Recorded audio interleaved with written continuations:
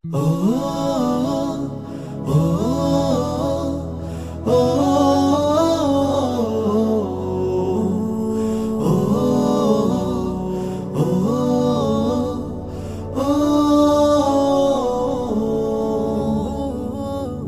কায়েমের করে আলোচনা, আগামীর স্বপ্ন দেখায়, কোরআন হাদিসের প্রচারণায় মুক্তির দিকে ডেকে যায়।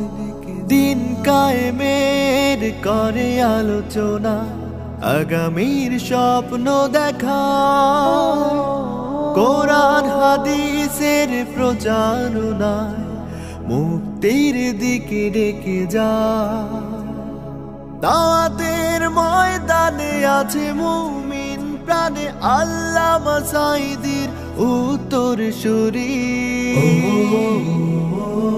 আজ হারি আজ হারি আজ হারি মিজানুর রহমান, আজ হারি আজ হারি আজ হারি আজ হারি মিজানুর রহমান, আজ হারি। লক্ষ যুবক পায় যার আলোচনায় সৎ পথে চলার দিশা, সমাজ বিনির্মাণে রাখছে অবদান, দেখায় যে স্বপ্ন আশা। লক্ষ যুবক পায় যার আলোচনায় সৎ পথে চলার দিশা, সমাজ বিনির্মাণে রাখছে অবদান, দেখায় যে স্বপ্ন আশা। দুর্যোগে দুর্ভোগে আছে সবার আগে, নেই তার মনে অহংকারী।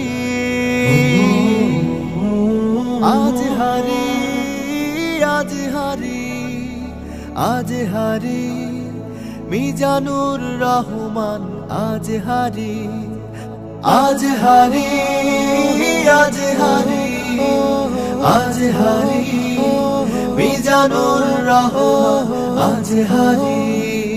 যার মুখের বাণী দেয় মুছে গ্লানি, ধর্ম বর্ণ সকলে, খুবই মানবিক হৃদয় অমায়িক, কল্যাণকামী মানবে। যার মুখের বাণী দেয় মুছে গ্লানি, ধর্ম বর্ণ সকলে, খুবই মানবিক হৃদয় অমায়িক, কল্যাণকামী মানবে। সকল আলোচনা মুমিনের প্রেরণা, রয় তারা সত্যের অনুসারী।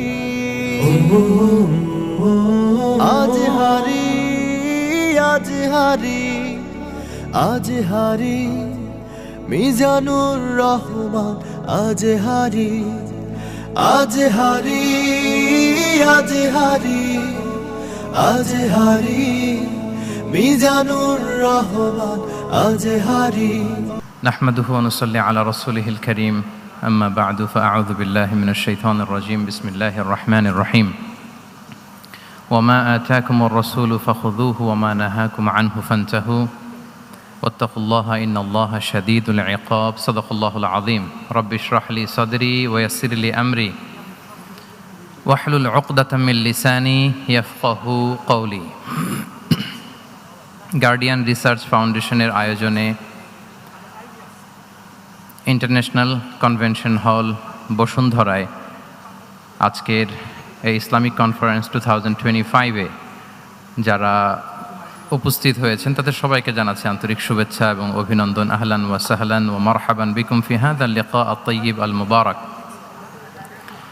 আশা করছি আপনারা সবাই ভালো আছেন, সুস্থ আছেন, নিরাপদে আছেন এবং আল্লাহ তাআলার কাছে দোয়া করি এবং কামনা করি যে আল্লাহ তাআলা আপনাদের সবাইকে ভালো রাখুন, সুস্থ রাখুন, নিরাপদে রাখুন এবং ঈমানের সাথে রাখুন। আমরা শুরুতে আল্লাহ রাব্বুল ইজ্জা ওয়াল জালালের দরবারে লাখো কোটি শুকর এবং সুজুদ জ্ঞাপন করছি যে আল্লাহ তাআলা আমাদেরকে আজকে এরকম চমৎকার একটি পরিবেশে কিছু দিনই কথা শুনবার সুযোগ করে দিয়েছেন। আমরা সবাই পড়ছি কালিমাতুশ শুকর আলহামদুলিল্লাহ।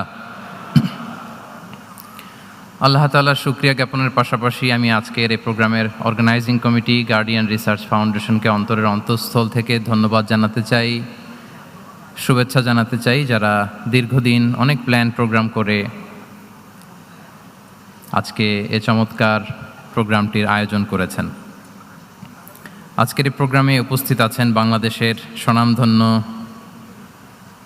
শিক্ষাবিদ, চিন্তক, গবেষক, স্কলার্স, এন্টারপ্রেনার্স, ব্যবসায়ী, সাংবাদিক বন্ধুরা, মিডিয়া কর্মী, ভলান্টিয়ার্স। আমি আপনাদের সবাইকে আবারও শুভেচ্ছা এবং মোবারকবাদ জানিয়ে শুরু করছি। সম্মানিত সুধী, আপনারা সবাই কেমন আছেন? আলহামদুলিল্লাহ, আমরা সবাই ভালো আছি।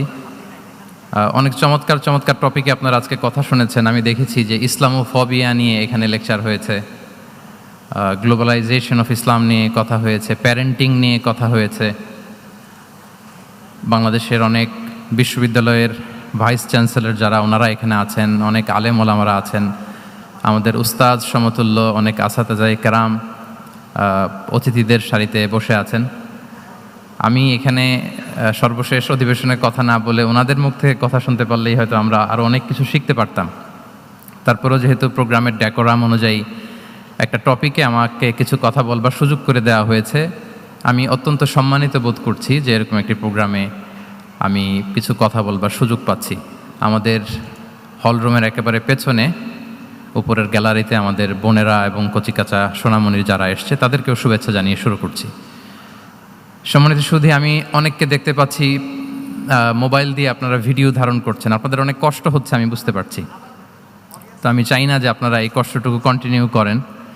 আমি বিনীতভাবে বলবো যে মোবাইলগুলো আমরা সবাই পকেটে রাখি।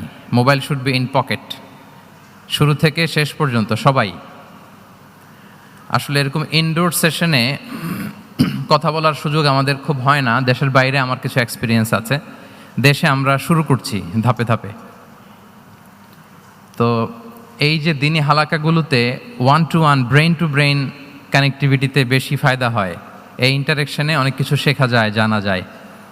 মোবাইলে স্ক্রিনে তো সবসময় দেখা যায়, ইউটিউবে সার্চ দিলেই যে কোনো বক্তার আলোচনা আমরা চাইলেই শুনতে পারি। কিন্তু যখন আমরা সরাসরি ইন্টারেকশন করব, eye to eye, brain to brain, তখন আমার মনে হয় মোবাইলগুলো ব্যবহার না করে আমরা যদি সরাসরি নিজেরা কানেক্টিভিটি বাড়াই, ইন্টারেক্ট করি, এটা বেশি ভালো হয়।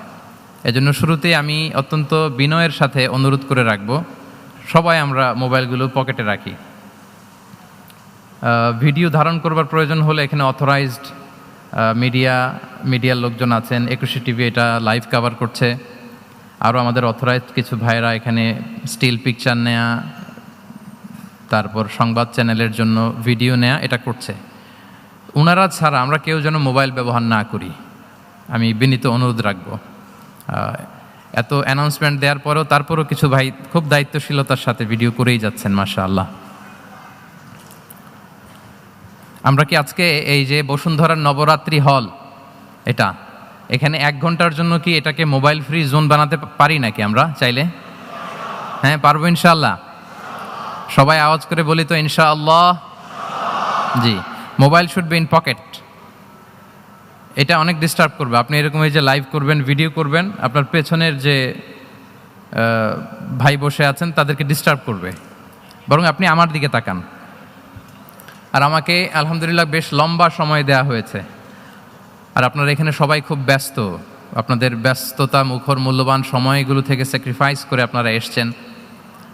ঘণ্টাখানিক যদি আমরা একটা টপিকের উপর কথা বলি, আমার মনে হয় আমরা 1 to 1 কানেক্টিভিটি করি। মাশাআল্লাহ, এই তো সবাই মোবাইল পকেটে রেখে দিয়েছেন, মাশাআল্লাহ, তাবারাকাল্লাহ, আলহামদুলিল্লাহ।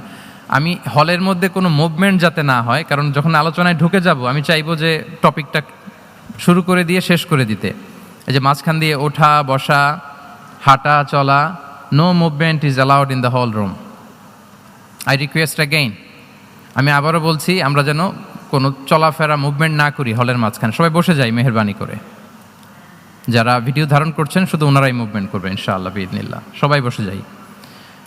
সম্মানিত সুধী, ইনডোর হল রুমে কথা বলতে আমি খুব স্বাচ্ছন্দ্য বোধ করি, কারণ মাঠের প্রোগ্রামের আমাদের কিছু ব্যাড এক্সপিরিয়েন্স আছে। গত বছর 8টা বিভাগে 8টা প্রোগ্রাম করার সুযোগ আমার হয়েছিল। তো সেখানে যেটা হয়, লক্ষ লক্ষ মানুষের মিলন মেলা হয়, এত ক্রাউড হয়, সেখানে বসুন বসুন, থামুন, শান্ত হন, এগুলো বলতে বলতে আধা ঘন্টা চলে যায়। কিন্তু ইনডোর প্রোগ্রামে আলহামদুলিল্লাহ সবাই খুব মনোযোগ দিয়ে একটা সুন্দর পরিবেশে কথা শুনবার সুযোগ হয়। সো এই যে পুরো এনভায়রনমেন্ট, এটাকে আমরা যেন কাজে লাগাই। আমরা শুরু করছি। আমি যে টপিকটা নিয়ে আজকে আলোচনা করব সেটা হচ্ছে prophetic mindset through the lens of সিরা or through the lens of সুন্না। নববী মনস্তত্ত্ব সিরাতের আয়নায় রাসূল সাল্লাল্লাহু আলাইহি ওয়াসাল্লাম, ওনার মাইন্ডসেট কেমন ছিল? মাইন্ডসেট শব্দটার সাথে আমরা মোটামুটি পরিচিত না সবাই, কি বলেন? আমি কিন্তু মাঝে মাঝে জিজ্ঞেস করব যদি আপনারা অনুমতি দেন, আর প্রশ্ন করার পরে যদি আপনারা উত্তর দেন তাহলে আমি বুঝবো যে খুব বুঝতেছেন আপনারা আমার আলোচনা, ধরতে পারতেছেন পয়েন্টগুলো। মাইন্ডসেট শব্দটার সাথে আমরা পরিচিত কিনা সবাই? মাইন্ডসেট মানে কি? মনস্তত্ত্ব, তাই তো? মনস্তত্ত্ব, মানুষের মেন্টাল অ্যাটিটিউড, সে যেভাবে ভাবে, যেভাবে চিন্তা করে, একটা মানুষ তার চারপাশের জগৎটাকে যেভাবে দেখে, যেভাবে ভাবে, যেভাবে চিন্তা করে এবং যেভাবে সে সিদ্ধান্ত নেয়, এটাকে বলে তার mindset, the way of thinking. তো রাসূলুল্লাহ সাল্লাল্লাহু আলাইহি ওয়াসাল্লামের মাইন্ডসেট কেমন ছিল? তিনি বিভিন্ন সিচুয়েশনে কিভাবে এই সিচুয়েশনটাকে ডিল করতেন, ওনার অ্যাপ্রোচ কেমন ছিল, কোন পরিস্থিতিতে কিভাবে রিয়্যাক্ট করতেন, কিভাবে রেসপন্স করতেন, কিভাবে থিঙ্ক করতেন, কিভাবে ডিসিশন মেকিং করতেন, এই টোটাল বিষয়টাকে আজকে আমরা prophetic mindset through the lens of সিরাতে কভার করবার চেষ্টা করবো ইনশাআল্লাহ। একটু ভারী টপিক, তারপরে খুব সহজ করে উপস্থাপন প্রেজেন্টেশন করতে পারলে এটা বোঝা যাবে ইনশাআল্লাহ বিইذনিল্লাহ। তাহলে আমি প্রায়ই রাসূল সাল্লাল্লাহু আলাইহি ওয়াসাল্লামের মাইন্ডসেট বোঝানোর জন্য সিরাতে ঢুকে যাব, মানে রাসূল সাল্লাল্লাহু আলাইহি ওয়াসাল্লামের আসিরা আল আতেরা আল মুবারাকা, ওনার বায়োগ্রাফিতে প্রবেশ করব এবং সেখান থেকে রেফারেন্সগুলো শেয়ার করব আপনাদের সাথে, এবং সুন্নাহ থেকে রেফারেন্স শেয়ার করব, যাতে করে আমাদের কাছে ক্লিয়ার হয় যে ওনার মাইন্ডসেটটা কেমন, দৃষ্টিভঙ্গি কেমন। আমরা অনেকে বলি না যে দৃষ্টিভঙ্গি বদলান তো জীবন বদলে যাবে, এটা বলি না আমরা? তার মানে এটা খুব গুরুত্বপূর্ণ, মাইন্ডসেট খুব গুরুত্বপূর্ণ। আজকের এই শেষ অধিবেশনে আমরা প্রফিটিক মাইন্ডসেট নিয়ে কথা বলবো ইনশাআল্লাহ। আমি আমার রিসার্চে 12টা মাইন্ডসেট খুঁজে পেয়েছি, based on my personal research. আরও কিছু মাইন্ডসেট থাকতে পারে, কিন্তু মেইনলি ঘুরে ফিরে এই 12টার মধ্যেই সীমাবদ্ধ রাসূল সাল্লাল্লাহু আলাইহি ওয়াসাল্লামের মাইন্ডসেট। সেই 12টা মাইন্ডসেট কি কি, আমি পয়েন্টগুলো উল্লেখ করে আমি মূল আলোচনাতে প্রবেশ করছি। প্রথম হচ্ছে গড সেন্ট্রিক মাইন্ডসেট, 2 নম্বরে ভিশন ওরিয়েন্টেড, 3 নম্বরে উইজডম ড্রিভেন, 4 নম্বরে রিফর্ম সেন্ট্রিক, 5 নম্বরে ওপেন মাইন্ডেড, 6 নম্বর এন্টারপ্রেনাল, 7 নম্বর কনসিডারেট, 8 নম্বর ট্রান্সপারেন্ট, 9 নম্বর অ্যাপ্রিসিয়েটিভ, 10 নম্বর হচ্ছে ফ্লেক্সিবল, 11 নম্বর অপটিমিস্টিক, 12 নম্বর হচ্ছে রেজিলিয়েন্ট। এই 10টা mindset based on my research, আমার ক্ষুদ্র গবেষণা আমি খুঁজে পেয়েছি যে রাসূল সাল্লাল্লাহু আলাইহি ওয়াসাল্লাম এই ধরনের মানসিকতার অধিকারী ছিলেন, এই অ্যাপ্রোচের অধিকারী ছিলেন। তো এই 12টা পয়েন্টে যদি 5 মিনিট করেও কথা বলি তাহলে 5-12 প্রায় 60 মিনিট, 1 ঘন্টা। তো আপনাদের কি ধৈর্য কুলাবে 1 ঘন্টা সময় ব্যয় করা? আল্লাহু আকবার, মাশাআল্লাহ, তাবারাকাল্লাহ। তো আমরা শুরু করি, দেখি কতটুকু আপনারা এনজয় করেন। প্রথম যেই মাইন্ডসেটটা নিয়ে আমরা আলোচনা করব সেটা হচ্ছে গড সেন্ট্রিক মাইন্ডসেট বা আল্লাহ সেন্ট্রিক মাইন্ডসেট। অর্থাৎ রাসূল সাল্লাল্লাহু আলাইহি ওয়াসাল্লাম যে কোনো কাজে তিনি আল্লাহ তাআলাকে ফিল করতেন, আল্লাহ তাআলাকে তিনি অনুভব করতেন, ফিল করতেন। সব কিছু ছিল আল্লাহ তাআলা কেন্দ্রিক, যাই তিনি করতেন না কেন একজন মহান সত্তার সন্তুষ্টির জন্যই তিনি সেটা করতেন। তিনি কে? আওয়াজ করে বলুন, তিনি কে? আল্লাহ সুবহানাহু ওয়া তাআলা। তার সন্তুষ্টির জন্যই তিনি সব কিছু করতেন এবং সবসময় তিনি এটা ফিল করতেন যে আমার আসল ভরসা স্থল হচ্ছে আল্লাহ তাআলা। আসল ভরসা স্থল কে? আল্লাহ তাআলা। এবং আল্লাহকেই তিনি ওনার নিজের অভিভাবক হিসেবে সবসময় চিন্তা করতেন। এবং তার দয়ার পরশেই যে আমরা বেঁচে আছি, তিনি যে আমাকে আগলে রেখেছেন, সার্বক্ষণিক এটাকে মনের মধ্যে ধারণ করা, সবসময় এই চিন্তাটা ভেতরে লালন করা, এটাকেই বলে গড সেন্ট্রিক মাইন্ডসেট বা আল্লাহ সেন্ট্রিক মাইন্ডসেট। এই মাইন্ডসেটের অধিকারী যদি আপনি হতে পারেন, আপনি একটা ডিভাইন পাওয়ার শিল্ডের ভেতরে থাকবেন, একটা ডিভাইন প্রোটেকশনে থাকবেন। চারিদিকে তুফান, ঝঞ্ঝা, ঝড়, অনেক কিছু, কোনো কিছুই আপনাকে স্পর্শ করবে না, কারণ আপনার গড সেন্ট্রিক মাইন্ডসেট আছে। একটা মহা শক্তিধর সত্তার সাথে আপনার সংযোগায়ন আছে, কানেক্টিভিটি আছে। সো প্রথম মাইন্ডসেটটা হচ্ছে গড সেন্ট্রিক মাইন্ডসেট। রাসূল সাল্লাল্লাহু আলাইহি ওয়াসাল্লাম সবসময় সব কিছু আল্লাহ তাআলার সন্তুষ্টির জন্য করতেন, এবং তিনি ভাবতেন আমার কেউ না থাক, আল্লাহ আছে। যার কেউ নাই তার কে থাকে? বলুন তো সবাই, যার কেউ নাই তার কে আছে? আল্লাহ আছে। এটাই হচ্ছে গড সেন্ট্রিক মাইন্ডসেট। আসুন আমরা সিরাতের ভেতরে ঢুকে যাই। যেহেতু আমরা বলেছি থ্রু দ্য লেন্স অফ সিরাতের পরতে পরতে, সুন্নার পরতে পরতে আমরা দেখব যে তিনি গড সেন্ট্রিক মাইন্ডসেটের অধিকারী ছিলেন কিনা। আল্লাহর হাবিব সাল্লাল্লাহু আলাইহি ওয়াসাল্লাম একবার একটা যুদ্ধ থেকে ফেরার পথে মরুভূমির মাঝখানে সেনাবাহিনীকে থামিয়ে বিশ্রামের ঘোষণা দিলেন যে তোমরা একটু বিশ্রাম নাও। তো উনি একটা গাছের নিচে বিশ্রামের জন্য গেলেন এবং সেখানে গাছের ডালে ওনার তলোয়ারটা ঝুলিয়ে রাখলেন, ঝুলিয়ে বিশ্রাম নিতে লাগলেন, ঘুমিয়ে পড়লেন। হঠাৎ এক বেদুইন এসে রাসূল সাল্লাল্লাহু আলাইহি ওয়াসাল্লামের এই কোষবদ্ধ তলোয়ারটা কোষমুক্ত করে এরকম হাতে নিল। রাসূল সাল্লাল্লাহু আলাইহি ওয়াসাল্লাম ঘুম থেকে জেগে উঠলেন। এবার বেদুইন বলতে আরম্ভ করলো, মাইয়ামনাউকা মিন্নি, এই মুহাম্মদ তোমাকে এবার কে বাঁচাবে বলো, এই তো আমার হাতে তলোয়ার, কে বাঁচাবে? সাথে সাথেই আল্লাহর হাবিব সাল্লাল্লাহু আলাইহি ওয়াসাল্লাম উনি উত্তরে বললেন আল্লাহ। উত্তরে কি বললেন? কোনো চিন্তা ভাবনা নাই যে ওরে আঘাত করা যায় কিনা পাল্টা, বা কোনোভাবে ওর কনফিডেন্স ডাউন করা যায় কিনা, এদিক সেদিক কারো সাপোর্ট চাওয়া যায় কিনা, কোনো দিকে না তাকিয়ে কি বললেন? আওয়াজ করে বলুন সবাই, কি বললেন? আল্লাহ। তাহলে এই যে this is the powerful example of god centric mindset. সবসময় তিনি আল্লাহ কেন্দ্রিক ছিলেন। সবসময় কি ছিলেন? আল্লাহ কেন্দ্রিক ছিলেন। এটাকে বলে গড সেন্ট্রিক মাইন্ডসেট। যে কোনো পরিস্থিতিতে তিনি আল্লাহ যে আমার সাথে আছেন এটা কল্পনা করতেন। এবং সুনানে আবু দাউদের একটি বর্ণনা এসেছে, রাসূল সাল্লাল্লাহু আলাইহি ওয়াসাল্লাম কানা নবী সাল্লাল্লাহু আলাইহি ওয়াসাল্লাম ইযা হাযাবাহু আমরুন সাল্লা, তাকে যখন কোনো জিনিস বিচলিত করত তিনি জায়নামাজের মুসল্লায় দাঁড়িয়ে যেতেন, সালাতের জন্য দাঁড়িয়ে যেতেন। বিপদে পড়লেই আল্লাহর কাছে সেটা সঁপে দিতেন, শেয়ার করতেন। আমরা বর্তমানে কোনো বিপদে পড়লেই কি করি? আগে কোথায় শেয়ার করি? ফেসবুকে। বলেন, আমার জীবনে কোনো দুর্ঘটনা কিছু হইলেই আমরা কোথায় শেয়ার করি? করেন আপনারা? ফেসবুকে শেয়ার করেন? আসলে করা উচিত কার সাথে? হ্যাঁ, আমার স্ত্রীর সাথে শেয়ার করার আগেও শেয়ার করব কার সাথে? আমার বন্ধুর সাথে শেয়ার করার আগেও শেয়ার করব কার সাথে? আল্লাহর সাথে। আমরা যদি হিজরতের ঘটনাটাকে একটু অ্যানালাইজ করি তাহলে দেখব যে গারে সাউরে যখন আল্লাহ রাসূল সাল্লাল্লাহু আলাইহি ওয়াসাল্লাম এবং আবু বকর রাদিয়াল্লাহু তাআলা আনহু ওনারা আশ্রয় নিয়েছিলেন রাত্রিবেলায়, কুরাইশরা যখন খুঁজতেছিল, আবু বকর রাদিয়াল্লাহু তাআলা আনহু বলেন যে কুরাইশদের পা দেখা যাচ্ছে, ওরা যে হেঁটে যাচ্ছে, একটু উকি মারলেই আমাদেরকে দেখা যায়। তিনি অত্যন্ত ভীত সন্ত্রস্ত, তটস্থ, নিজের জন্য নয়, রাসূল সাল্লাল্লাহু আলাইহি ওয়াসাল্লামের সেফটির জন্য। রাসূল সাল্লাল্লাহু আলাইহি ওয়াসাল্লাম আবু বকর রাদিয়াল্লাহু তাআলা আনহুকে বলেন যে আবু বকর চিন্তা করো না, লা তাহসান ইন্নাল্লাহা মা'ানা, আবু বকর চিন্তা করো না, আল্লাহ আমাদের সাথে আছেন। সুবহানাল্লাহ। আমাদের সাথে কে আছেন? আল্লাহ আমাদের সাথে আছেন। এটা হচ্ছে গড সেন্ট্রিক মাইন্ডসেটের উদাহরণ। আপনার মনকে বুঝাতে হবে যে আল্লাহ আমার সাথে আছে। মনকে তুমি বুঝিয়ে বলো আল্লাহ আছে আমার সাথে। এই বাক্যটা মুখস্থ করা যাবে?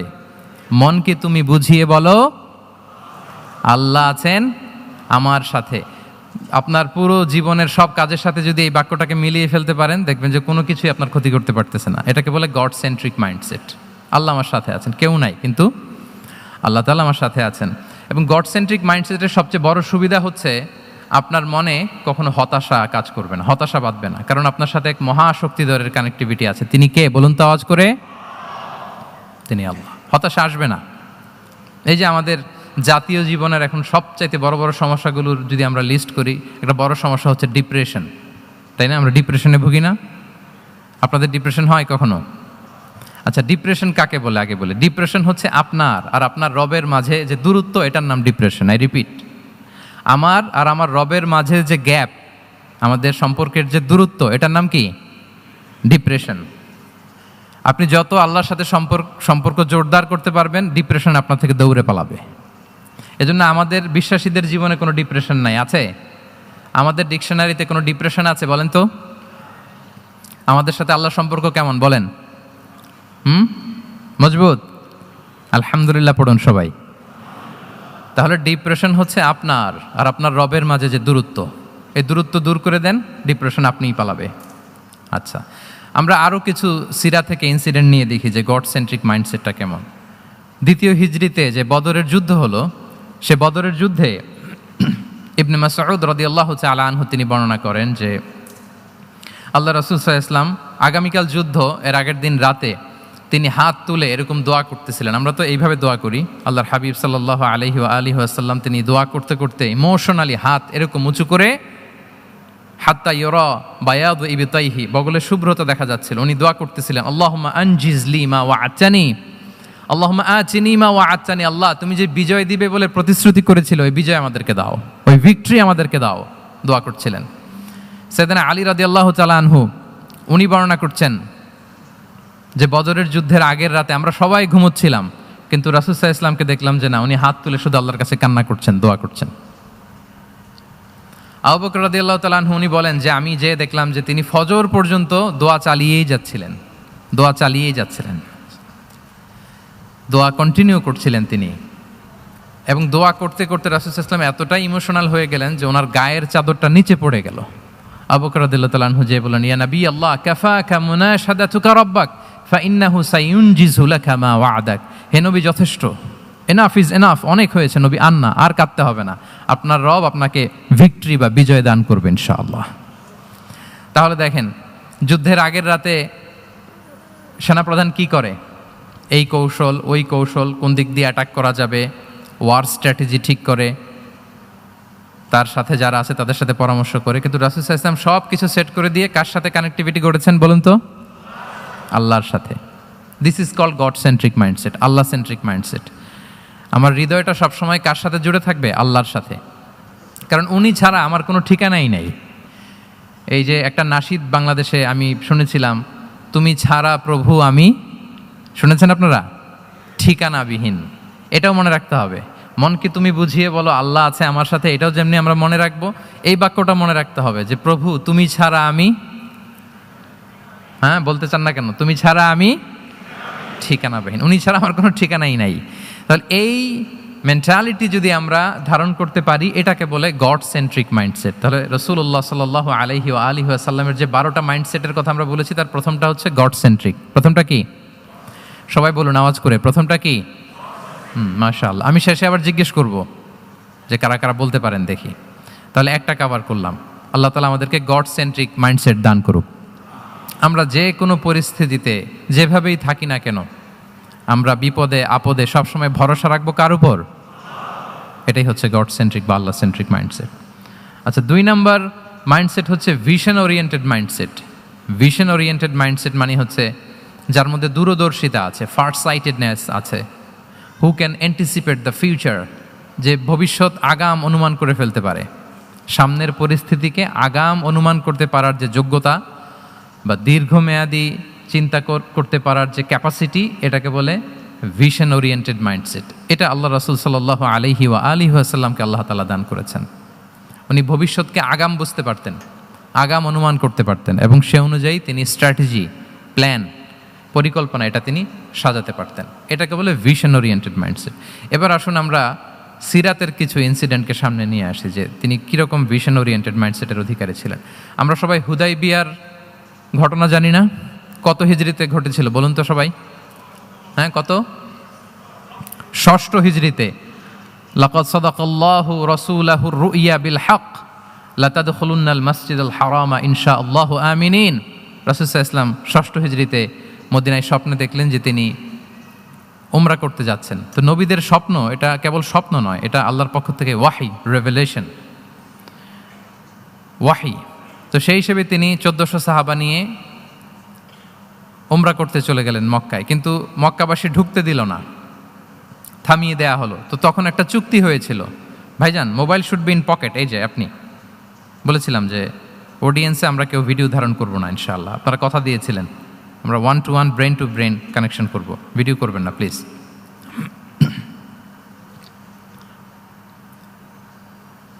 তাহলে উমরা করতে গেলেন 1400 সাহাবী।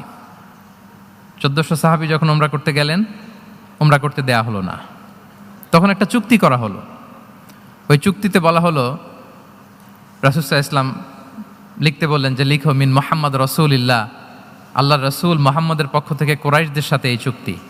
কুরাইশরা আপত্তি করলো যে না, শুধু মোহাম্মদ লেখা যাবে, রসুলুল্লাহ লেখা যাবে না, কারণ তুমি যে রসুলুল্লাহ, আল্লাহর রসুল, এটা যদি আমরা মেনে নেই তাহলে তোমার সাথে আর আমাদের দ্বন্দ্ব কিসের, আমরা তো ভাই ভাই হয়ে গেলাম, রসুলুল্লাহ কাটো। সাহাবারা কেউ রাজি হয় না, বিশেষ করে ওমরে ফারুক রাদিয়াল্লাহু তাআলা, উনি রাজি হয় না, না না এটা কাটা যাবে না। রাসূল সাল্লাল্লাহু আলাইহি ওয়াসাল্লাম অনেক বলে কয়ে বুঝালেন যে না, দীর্ঘমেয়াদী চিন্তা করতে গেলে আমাদের এখন একটা শান্তি চুক্তির দরকার আছে, যাতে করে আমরা আমাদের গ্লোবাল নেভিগেশন সিস্টেম, দাওয়া সিস্টেমকে আরও স্ট্রং করতে পারি। অনেক বলে কয়ে রাসূলুল্লাহ কাটা হলো। এরপর তারা বলে চুক্তিতে লিখো যে এই বছর উমরা করতে দেয়া হবে না, এই বছর ফিরে যাবেন আপনারা সবাই। এটাও সাহাবারা রাজি হয় না, আল্লাহ রাসূল সাল্লাল্লাহু আলাইহি ওয়াসাল্লাম রাজি হলেন। আবার আরেকটা ক্লোজে লেখা হলো যে আগামী বছর আসলেও 3 দিনের বেশি থাকা যাবে না, সেটাও রাজি হয়ে গেল রাসূল সাল্লাল্লাহু আলাইহি ওয়াসাল্লাম, সাহাবারা রাজি হচ্ছেন না। এরপর মক্কা থেকে কোনো লোক মদিনায় গেলে মদিনাবাসী তাকে রাখতে পারবে না, ফেরত দিতে হবে। কিন্তু মদিনা থেকে কোনো লোক মক্কায় আসলে মক্কাবাসী তাকে ফেরত দিতে বাধ্য থাকবে না। দেখেন, একটার পর একটা মুসলমানদের বিরুদ্ধে সব ক্লোজ যাচ্ছে, কোনো সাহাবীরাই রাজি হচ্ছেন না। কিন্তু আল্লাহ রাসূল সাল্লাল্লাহু আলাইহি ওয়া আলিহি ওয়াসাল্লাম তিনি বললেন যে না, লিখো লিখো। উমরে ফারুক রাদিয়াল্লাহু তাআলা আনহু এতটাই রাগান্বিত হলেন, তিনি প্রশ্ন করলেন, ইয়া রাসূলুল্লাহ, আলাইসা আনতা নাবিয়্যুন হক, আপনি এই যে কম্প্রোমাইজের পর কম্প্রোমাইজ করে যাচ্ছেন, আপনি কি সত্য নবী নন, সত্য রাসূল নন? আলাসনা আলা দীনিন হক, আমরা কি সত্যের উপর প্রতিষ্ঠিত নই? আলাইসাল কুরআনু কিতাবুন হক, তো সব যদি সত্য হয় আপনি কেন এগুলো মানছেন? রাসূল সাল্লাল্লাহু আলাইহি ওয়াসাল্লাম বললেন যে ওমর, তুমি বাদ সেদো না, মেনে নাও। মেনে নিলেন, এবং এই মেনে নেওয়াটাকেই আল্লাহ ভিক্টরি বলে ঘোষণা দিলেন, বিজয় বলে। আল্লাহু আকবার। ইন্না ফাতাহনা লাকা ফাতহাম মুবিনা। এবং হুদাইবিয়ার এই সন্ধি থেকেই বেসিকলি মক্কা বিজয় ওইদিকে ত্বরান্বিত হয়েছে গতি প্রবাহটা। কারণ রাসূল সাল্লাল্লাহু আলাইহি ওয়াসাল্লাম অনেক দূর দেখেছেন, সাহাবারাই সামনের কিছু বিষয়ে তারা খেয়াল করছেন, কিন্তু রাসূলুল্লাহ সাল্লাল্লাহু আলাইহি ওয়া আলিহি ওয়াসাল্লাম তিনি অনেক দূর দেখতে পাচ্ছেন। আচ্ছা বলেন, 3 তলার উপর থেকে একজন একটা ভিউ দেখতে পায়, আর 30 তলা উপর থেকে আরেকজন একটা কন্ডোমিনিয়ামের উপর থেকে একটা পানোরামিক ভিউ দেখতে পায়, দুইজনের ভিউ দেখা কি একরকম হয়? বলেন, একরকম হবে? কখনোই হবে না।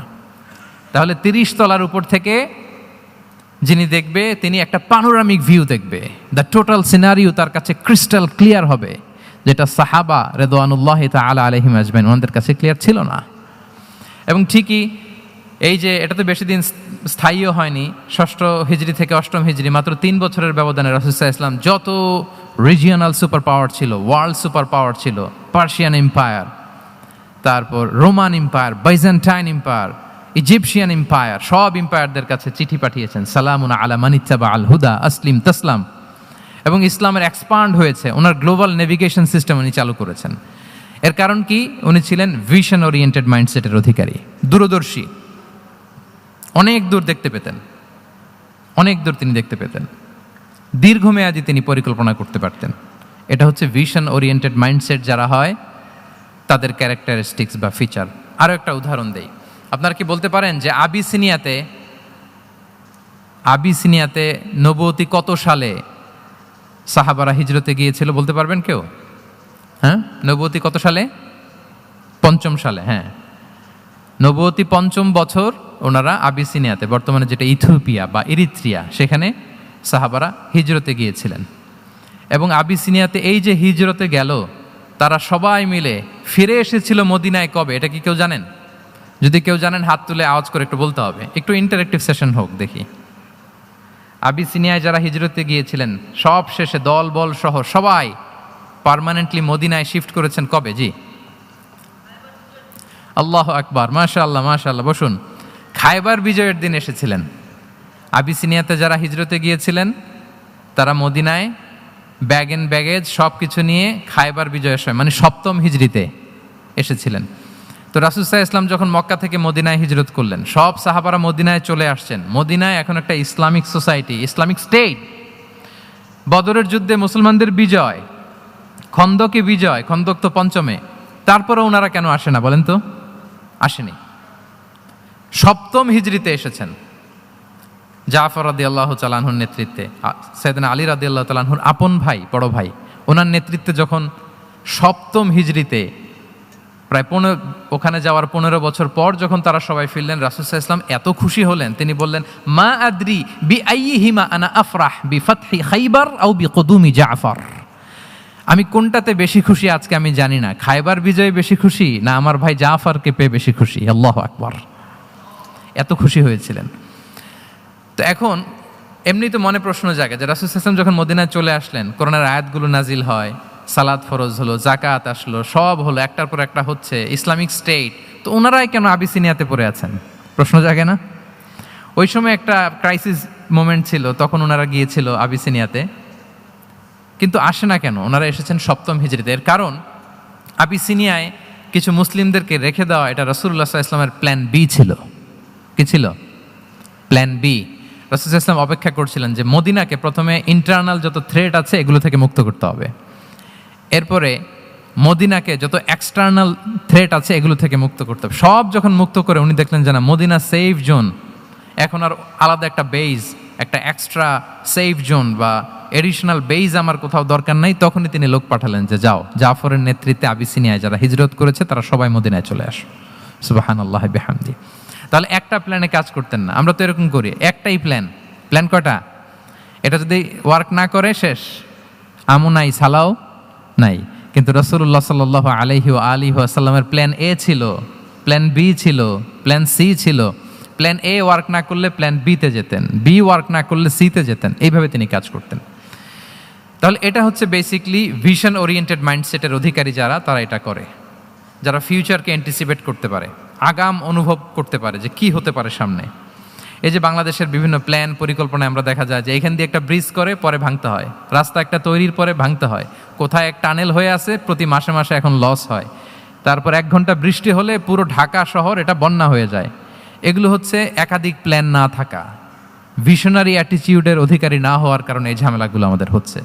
তো প্রফেটিক সিরার এই প্রফেটিক মাইন্ডসেট থেকে আমাদের নেয়ার বিষয় হচ্ছে এটা, যে আমাদেরকে ভিশনারি অ্যাটিটিউডের হতে হবে।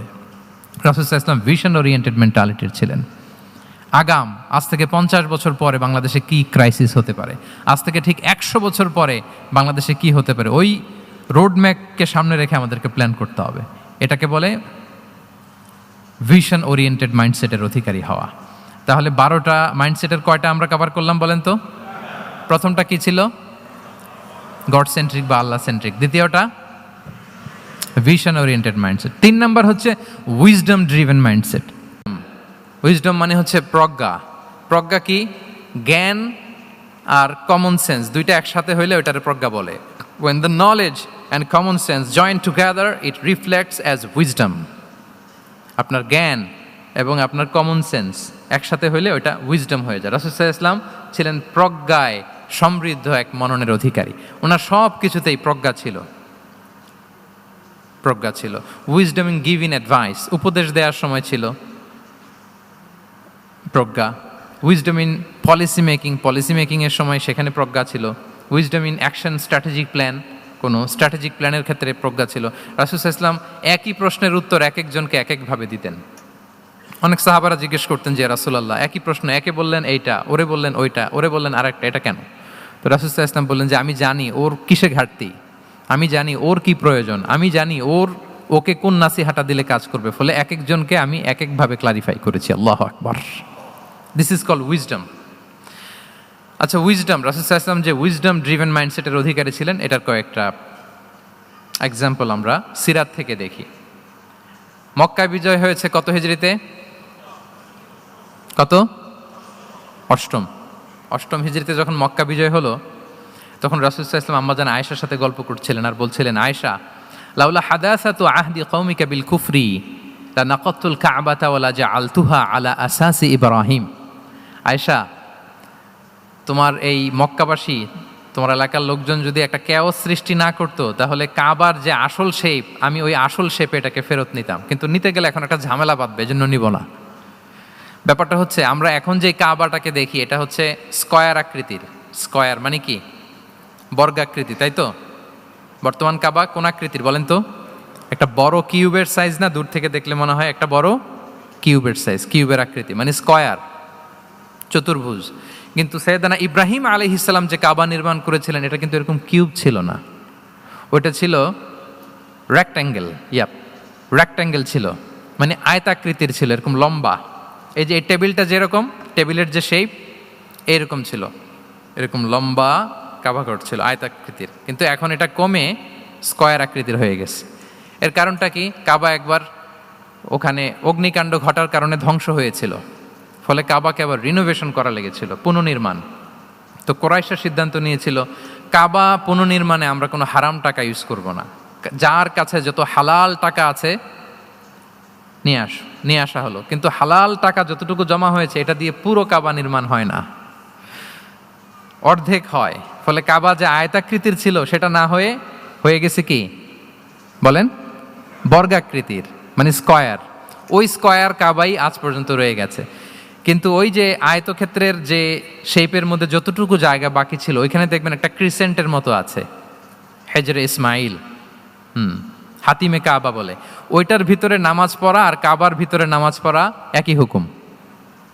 ওইটার ভিতরে নামাজ পড়া আর কাবার ভিতরে নামাজ পড়া কি একই হুকুম। ফলে ওই হাতিমের ভেতরে ফরজ সালাত আদায় হয় না, নফল সুন্নাত পড়া যায়। এমনকি কাবার ভেতরেও ফরজ সালাত আদায় করলে আদায় হবে না, কারণ নামাজের ফরজের মধ্যে একটা ফরজ হচ্ছে ইলা জিহাতিল কাবা, টু দ্য ডাইরেকশন অফ কেবলা। আপনার কেবলা মুখী হইতে হবে না। আপনি তো কাবার ভিতরে ঢুকে গেছেন, এখন কাবা কোন দিকে? কাবা তো নাই, বের হইতে হবে। বের হয়ে কাবা মুখী হলে সালাত হবে। I think you got the point. তো তাহলে রাসূল সাল্লাল্লাহু আলাইহি ওয়াসাল্লামের উইজডম বা প্রজ্ঞাটা এখানে দেখেন। আম্মাজান আয়েশা রাদিয়াল্লাহু তাআলা আনহাকে উনি বললেন যে, আয়েশা, মক্কা তো বিজয় হলো, মক্কার কন্ট্রোল তো এখন আমার হাতে। চাইলে আমি কাবাকে ভেঙে সেই ইব্রাহিম আলাইহিস সালামের যে বেইজ ওরকম লম্বা করে শেপ দিতে পারি, কিন্তু দিব না। কেননা দিলে মক্কা একটা ক্যাওস হতে পারে। কি হতে পারে? কারণ তারা একেবারে ভেরি রিসেন্ট মুসলমান হয়েছে, তারা না বুঝেই বলবে যে সেই আদি কাবা, মোহাম্মদ এই কাবার অপমান করেছে, কাবাকে ভুলুণ্ঠিত করেছে, সম্মানকে নষ্ট করেছে, এরকম একটা কোশ্চেন রাইজ করতে পারে। এই জন্য আমি করলাম না। সুবহানাল্লাহ, দিস ইজ কল্ড উইজডম। এটাকে কি বলে? প্রজ্ঞা। এটাকে প্রজ্ঞা বলে। তাহলে আপনার জ্ঞান এবং আপনার কমন সেন্স দুইটা যখন কানেক্ট করে তখন সেটা প্রজ্ঞা হয়। প্রজ্ঞার আরেকটা উদাহরণ যদি দেই সিরাত থেকে, রাসূল সাল্লাল্লাহু আলাইহি ওয়াসাল্লামের যে কনফ্লিক্ট রিজলভিং ক্যাপাসিটি ছিল, যখন কাবাকে পুনর্নির্মাণ করা হচ্ছে তখন হাজরে আসওয়াদকে বের করা লেগেছিল, এবং রিনোভেশন শেষে আবার হাজরে আসওয়াদকে তার জায়গা মতো, মানে ব্ল্যাক স্টোন যেটাতে চুমু দিলে মানুষের গুনাহ মাফ হয়ে যায়, হাজরে আসওয়াদ, চিনতে পেরেছেন না? চুমু দিতে পেরেছেন আপনারা? হ্যাঁ, ওরে আল্লাহ, অনেকে দিয়েছে, তো আমি দিতে পারি না এখনো। ওখানে যে ভিড় থাকে, ওই ধাক্কা ধাক্কি করে মনে হয় যে না, হজ বা উমরার যে মূল অ্যাসেন্স বা স্পিরিট ওইটা বোধহয় নষ্ট হয়ে যায়। এই জন্য অনেকবার ট্রাই করেও, এবার আমার সাথে একটা 8 জনের গ্রুপ ছিল, খুব নাদুস নুদুস লম্বা চূড়া। তো বলতেছে যে শায়েক আপনার কোনো টেনশন করা লাগবে না, আসেন। তো ওরা যেরকম ধাক্কা ধাক্কি শুরু করছে ওইটা দেখি আমার আর সাহস হয় নাই। বলছে যে ভাই, আমি মাফও চাই, দোয়াও চাই, আমার করা লাগবে না, ওই দূর থেকে ইশারা দিলেই হবে। তো এটা অনেকে ভুল করে ফেলে। অনেক বোনেরা যাদের জন্য হেজাব নিকাব মেনটেন করা হচ্ছে ফার্জ, পর্দার কোনো বালাই নাই, পুরুষের সাথে ধাক্কা ধাক্কি করে তার শরীর মিশে যাচ্ছে, গা মিশে যাচ্ছে, ধাক্কা ধাক্কি করে একটা সুন্নতের জন্য ফরজকে স্যাক্রিফাইস করে ফেলতেছে। মানে ফোকাস ঠিক নাই আর কি, কোথায় যে কোনটা করতে হবে ওইটাই ভুলে গেছে। তো এই হাজরে আসাদ পাথরকে আবার জায়গা মতো রাখতে হবে। এখন কে রাখবে এই নিয়ে মারামারি মক্কায়। বড় বড় 4টা গোত্র বলে, এই গোত্র বলে আমি রাখবো, এই গোত্র বলে আমি রাখবো, আরেক গোত্র বলে রক্তের গঙ্গা বইয়ে দেব মক্কায়, কিন্তু এই সম্মান অন্যকে নিতে দিব না, কারণ ইটস ভেরি প্রেস্টিজিয়াস ইস্যু। যা আমাদের গোত্র এই ব্ল্যাক স্টোন হাজরে আসওয়াদকে নিয়ে জায়গা মতো রেখেছে, এটা কাউকে দিব না। তো সবাই যখন মারমুখী, তখন আল্লাহ রাসূল সাল্লাল্লাহু আলাইহি ওয়া আলিহি ওয়াসাল্লাম তিনি সমাধান দিলেন যে মারামারির দরকার নাই, একটা চাদর নিয়ে আসো। নিয়ে আসা হলো। 4 গোত্রের 4 লিডারকে বললেন চাদরের 4 কোণা ধরো। 4 জন 4 কোণা ধরলো। রাসূল সাল্লাল্লাহু আলাইহি ওয়াসাল্লাম তিনি পাথরটা নিয়ে মাঝখানে রাখলেন। এবার 4 নেতাকে বললো আসো, জাতীয় 4 নেতা চলে আসো, কাবার সামনে চলে আসলো। এরপরে আল্লাহ রাসূল সাল্লাল্লাহু আলাইহি ওয়াসাল্লাম ওনার মোবারক হাত দিয়ে, বরকতময় হাত দিয়ে হাজরা আসওয়াদকে নিয়ে নিজ হাতে রাখলেন। এবার সবাই হ্যাপি, কারণ অংশগ্রহণ করতে পারছে। আসলে মূল স্ট্যাটাস কিন্তু চলে গেছে রাসূলের দিকে, নাকি? ওরা তো এটা টাচও করতে পারে নাই, পারছে? ওরা চাদর ধরেই হ্যাপি, কিন্তু পাথরটা ধরেছিল কে? রাসূল সাল্লাল্লাহু আলাইহি ওয়াসাল্লাম। চাদরে রেখেছিল কে? রাসূল সাল্লাল্লাহু আলাইহি ওয়াসাল্লাম। চাদর থেকে নিয়ে আবার কাবা ঘরে সেট করেছিল কে? রাসূলুল্লাহ সাল্লাল্লাহু আলাইহি ওয়া আলিহি ওয়াসাল্লাম। এভাবে উনি কনফ্লিক্ট রিজলভ করতেন থ্রু হিজ উইজডম, ওনার প্রজ্ঞার মধ্য দিয়ে। আমরা যদি তায়েফের ঘটনা দেখি, রক্তাক্ত হয়েছেন, পাহাড় রক্ষী ফেরেশতারা এসে বলেছে, রাসূলুল্লাহ জাস্ট অর্ডার করেন, আমরা কলাপস করবো এমনভাবে the entire Taif city will be collapsed, একেবারে স্ম্যাশ করে দিব, পাউডার হয়ে যাবে। রাসূল সাল্লাল্লাহু আলাইহি ওয়াসাল্লাম বললেন, না, বাল আরজু আন ইউখরিজাল্লাহু মিন আসলাবিহিম মান ইয়াবুদুল্লাহা ওয়াহদাহু ওয়া লা ইউশরিকু বিহি শাইআ। তিনি বললেন, না, ওদেরকে ধ্বংস করে দিও না, ওদেরকে ধ্বংস করলে লা ইলাহা পড়বে কে? সুবহানাল্লাহ। কি উইজডম ড্রিভেন ছিলেন উনি। উনি বলেন যে আমি আশা করি, প্রত্যাশা রাখি, দোয়া করি যে ওরা আমাকে প্রত্যাখ্যান করেছে, কিন্তু ওদের যে নেক্সট জেনারেশন, ওরা সাক্ষী দেবে আশহাদু আল্লাহ ইলাহা ইল্লাল্লাহ ওয়া আশহাদু আন্না মুহাম্মাদার রাসূলুল্লাহ। এবং তাই হয়েছে। এখন তায়েফে যান, চারদিক থেকে আল্লাহু আকবার ধ্বনিতে মুখরিত তায়েফ, এবং এত চমৎকার শহর, এটা একটা ট্যুরিস্ট ডেস্টিনেশন হয়ে গেছে। সৌদি আরবিয়াতে যারা যায়, তায়েফ না গেলে লোকদের ভালো লাগে না। ঠান্ডা, সবুজ শ্যামল, রেইনফল হয়, ফলমূল পাওয়া যায়। আব্দুল্লাহ ইবনে আব্বাস রাদিয়াল্লাহু তাআলা আনহুর স্মৃতিধন্য মসজিদ আছে, অনেকগুলো ইউনিভার্সিটি আছে, ইসলামিক ইনস্টিটিউশন আছে। এই যে নয়নাভিরাম তায়েফ, এটা রাসূল সাল্লাল্লাহু আলাইহি ওয়াসাল্লামের উইজডমের ফসল, ঠিক কিনা বলেন? ওই দিন যদি রাগের চোটে বলতো যে হ্যাঁ দাও, স্ম্যাশ করে দাও, তাইলে এই যে যারা শাহাদা পড়েছে, মুসলিম হয়েছে, এটা কিন্তু হতো না। তাহলে এটা হচ্ছে রাসূল সাল্লাল্লাহু আলাইহি ওয়াসাল্লামের প্রজ্ঞার একটা উদাহরণ। আরও একটা উদাহরণে যাই। রাসূল সাল্লাল্লাহু আলাইহি ওয়াসাল্লাম যখন আকাবার দ্বিতীয় শপথ করে ফেললেন ইয়াসরিববাসীর সাথে, তখনও মদিনা হয়নি, তো তখন মদিনাবাসী বলল যে রাসূলুল্লাহ, আপনি তো এখনো হিজরত করবেন না, তো আমাদেরকে কোরআন শিখাবে কে, সালাত শিখাবে কে? আপনি একজন দায়ী পাঠান, আমাদের সাথে একজন টিচার দেন। রাসূল সাল্লাল্লাহু আলাইহি ওয়াসাল্লাম তখনও মদিনাতে হিজরতে যাননি, আমাদের সাথে একজন দায়ী পাঠাবেন। তো রাসূল সাল্লাল্লাহু আলাইহি ওয়াসাল্লাম একজনকে দায়ী হিসেবে পাঠিয়েছিলেন। বলেন ওই দায়ীর নাম কি? কি নাম? মুসআব ইবনে উমাইর রাদিয়াল্লাহু তাআলা আনহু, যিনি উহুদের যুদ্ধে শহীদ হয়েছিলেন, ওনাকে পাঠিয়েছিলেন। দেখেন, উনি আবু বকর রাদিয়াল্লাহু তাআলা আনহুকে পাঠান নাই, পাঠিয়েছেন ওমরে ফারুককে, ওসমান রাদিয়াল্লাহু তাআলা আনহু, আলী রাদিয়াল্লাহু তাআলা আনহু, কাউকে পাঠাইছেন? কারে পাঠালেন? মুসআবকে। এর কারণ হচ্ছে উনি দেখতে খুব স্মার্ট ছিলেন, খুব ড্যাশিং ফেসের অধিকারী ছিলেন, এলিট ফ্যামিলি, মক্কার এলিট ফ্যামিলির একজন যুবক ছিলেন, এবং উনি সবচাইতে দামি দামি পারফিউম কালেক্ট করে ওইটা দিতেন। উনি মক্কার কোনো রাস্তা দিয়ে হেঁটে গেলে লোকজন বুঝতো এই রাস্তা দিয়ে কিছুক্ষণ আগে হেঁটে গিয়েছে মুসআব ইবনে উমাইর। সুবহানাল্লাহ। আমরা বাংলায় বলি না যে আগে দর্শনদারি পরে গুণবিচারী, এই কথাটার সাথে পরিচিত আপনারা? আগে দর্শনদারি পরে গুণবিচারী। আল্লাহ তাআলা এক একজনকে আমাদেরকে এক এক অবয়বে সৃষ্টি করেছেন। হুয়াল্লাযী ইউসাউবিরুকুম ফিল আরহামি কাইফা ইয়াশা। আল্লাহর একটা নাম হচ্ছে তিনি আল মুসাউবির, দ্য ডিজাইনার। মায়ের গর্ভে থাকতেই আমাদের কার চেহারা, কার কণ্ঠস্বর, কার স্কিন কালার, কে কীরকম হব, সব ফিক্স তিনি ঠিক করে দিয়েছেন। এটা আল্লাহর দেয়া। কিন্তু রাসূল সাল্লাল্লাহু আলাইহি ওয়াসাল্লামের উইজডমের ব্যাপার হচ্ছে তিনি আবু বকর রাদিয়াল্লাহু তাআলা আনহু, ওমর রাদিয়াল্লাহু তাআলা আনহু, ওসমান আলী, কাউকে চুজ না করে কাকে পাঠালেন? মুসআব ইবনে উমাইরকে। যে তাকে দেখলেই সবাই আগে পাগল হয়ে যায়, মানে ইমপ্রেস হয়ে যায়। হ্যাঁ, ফার্স্ট ইমপ্রেশনটা তার খুব ভালো, খুব ভালো। উনি মুসআব ইবনে উমাইরকে পাঠালেন, এবং যেই প্ল্যান সেই কাজ। উনি যে পুরো মদিনা কাঁপায় ফেলছেন, মাশাআল্লাহ। মদিনার ঘরে ঘরে উনি ইসলামের বার্তা পৌঁছে দিয়েছেন, এবং স্বয়ং রাসূলুল্লাহ সাল্লাল্লাহু আলাইহি ওয়াসাল্লামের আগে তিনি মদিনাতে জুমার নামাজ পড়েছিলেন। কারণ জুমার বিধান আসছে, কিন্তু মক্কা এমন একটা ল্যান্ড যেখানে এখনো জুমা পড়া আবশ্যক হয় নাই, চারদিকে কুফর বেষ্টিত। তো রাসূল সাল্লাল্লাহু আলাইহি ওয়াসাল্লাম লোক পাঠিয়েছেন যে জুমার বিধান এসছে, মুসাব তুমি কিন্তু মদিনায় যারা আছে তাদেরকে নিয়ে জুমা পড়ে ফেলো। তো মুসাব রাদিয়াল্লাহু তাআলা আনহু স্বয়ং রাসূলুল্লাহ সাল্লাল্লাহু আলাইহি ওয়াসাল্লামের আগে রাসূল সাল্লাল্লাহু আলাইহি ওয়াসাল্লামের পারমিশন নিয়ে মদিনাতে জুমা কায়েম করে ফেলছে। সুবহানাল্লাহ। এত আসতে বললে হবে? সুবহানাল্লাহি ওয়া বিহামদিহি। দেখেন, উইজডম ড্রিভেন পার্সোনালিটির অধিকারী ছিলেন, প্রজ্ঞার অধিকারী ছিলেন, অন্য কাউকে পাঠাননি। কাকে পাঠিয়েছেন? মুসআব ইবনে উমাইর। তাহলে উনি যেই কাজটাই করতেন, যেটা বলতেন, যেটাতে এঙ্গেজ হতেন, এর নেপথ্যে প্রজ্ঞা ছিল। কি ছিল ভাই? উইজডম ছিল। আল্লাহ যেন সেই উইজডম আমাদেরকে দান করেন, আল্লাহ যেন সেই প্রজ্ঞা দিয়ে আমাদেরকে সমৃদ্ধ করেন। আমরা সবাই পড়ি আমিন। তাহলে কয়টা গেল? 3টা। 4 নাম্বার হচ্ছে রিফর্ম সেন্ট্রিক মাইন্ডসেট, মানে রাসূল সাল্লাল্লাহু আলাইহি ওয়াসাল্লাম সংস্কারবাদী ছিলেন আর কি। ভুলভাল দেখলে রিফর্ম করতেন, ইসলাহ করতেন, সংস্কার। এখন তো ওই যে অনেকগুলো সংস্কার কমিটি হলো দেখলাম বাংলাদেশে, খুব সুন্দর, বিভিন্ন বিষয়ে সংস্কার হচ্ছে।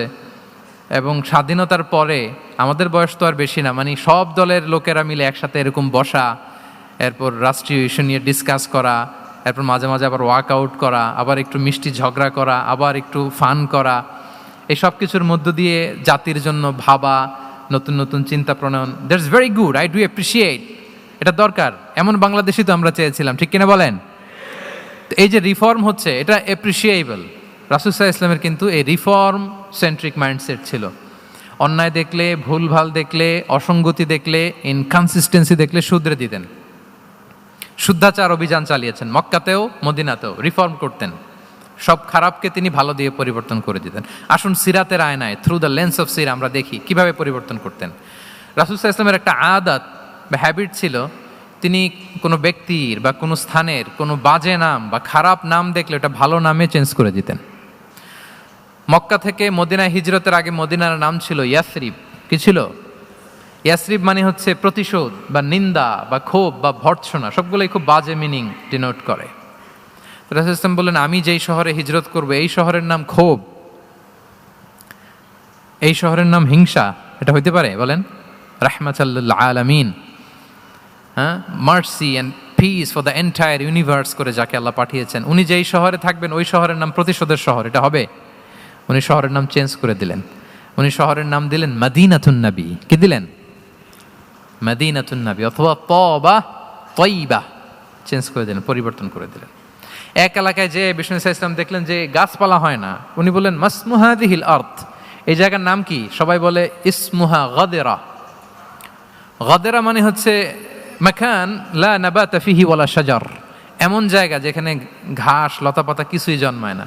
রাসূল সাল্লাল্লাহু আলাইহি ওয়াসাল্লাম বললেন, এই জন্যই তো ঘাস জন্মায় না, নাম তো রাখছো খুব বাজে একটা নাম। রাসূল সাল্লাল্লাহু আলাইহি ওয়াসাল্লাম বললেন, আজ থেকে এলাকার নাম গাদেরা নয়, এলাকার নাম আজকে থেকে খাদেরা। কি নাম? খাদেরা মানে কি বলেন? সবুজ, গ্রিন, এভারগ্রিন, সবুজ শ্যামল। এবং রাসূল সাল্লাল্লাহু আলাইহি ওয়াসাল্লাম যখন গ্রিন ল্যান্ড নাম দিয়ে দিলেন, এরপর থেকে সবুজ শ্যামল করে আল্লাহ জায়গাটাকে বরকতময় করে দিলেন। Changing names. এক সুন্দরী নারীকে বললেন মাসমুকি, কি নাম? বলে আসিয়া। আসিয়া মানে অবাধ্য। রাসূল সাল্লাল্লাহু আলাইহি ওয়াসাল্লাম বললেন, তুমি এত সুন্দরী, you are a beautiful lady, আর কি বাজে একটা নাম রেখেছো আসিয়া। তুমি আসিয়া কেন হবে? আজকে থেকে তোমার নাম জামিলা, মানে তুমি সুন্দরী, রূপবতী। সুবহানাল্লাহ, সুন্দর একটা নাম দিয়ে দিলেন। এক সাহাবীর নাম ছিল হাজান। হাজান মানে রাফ এন্ড টাফ, রুক্ষ। রাসূল সাল্লাল্লাহু আলাইহি ওয়াসাল্লাম বললেন, না, হাজান না, তোমার নাম আজকে থেকে সাহাল। কি নাম?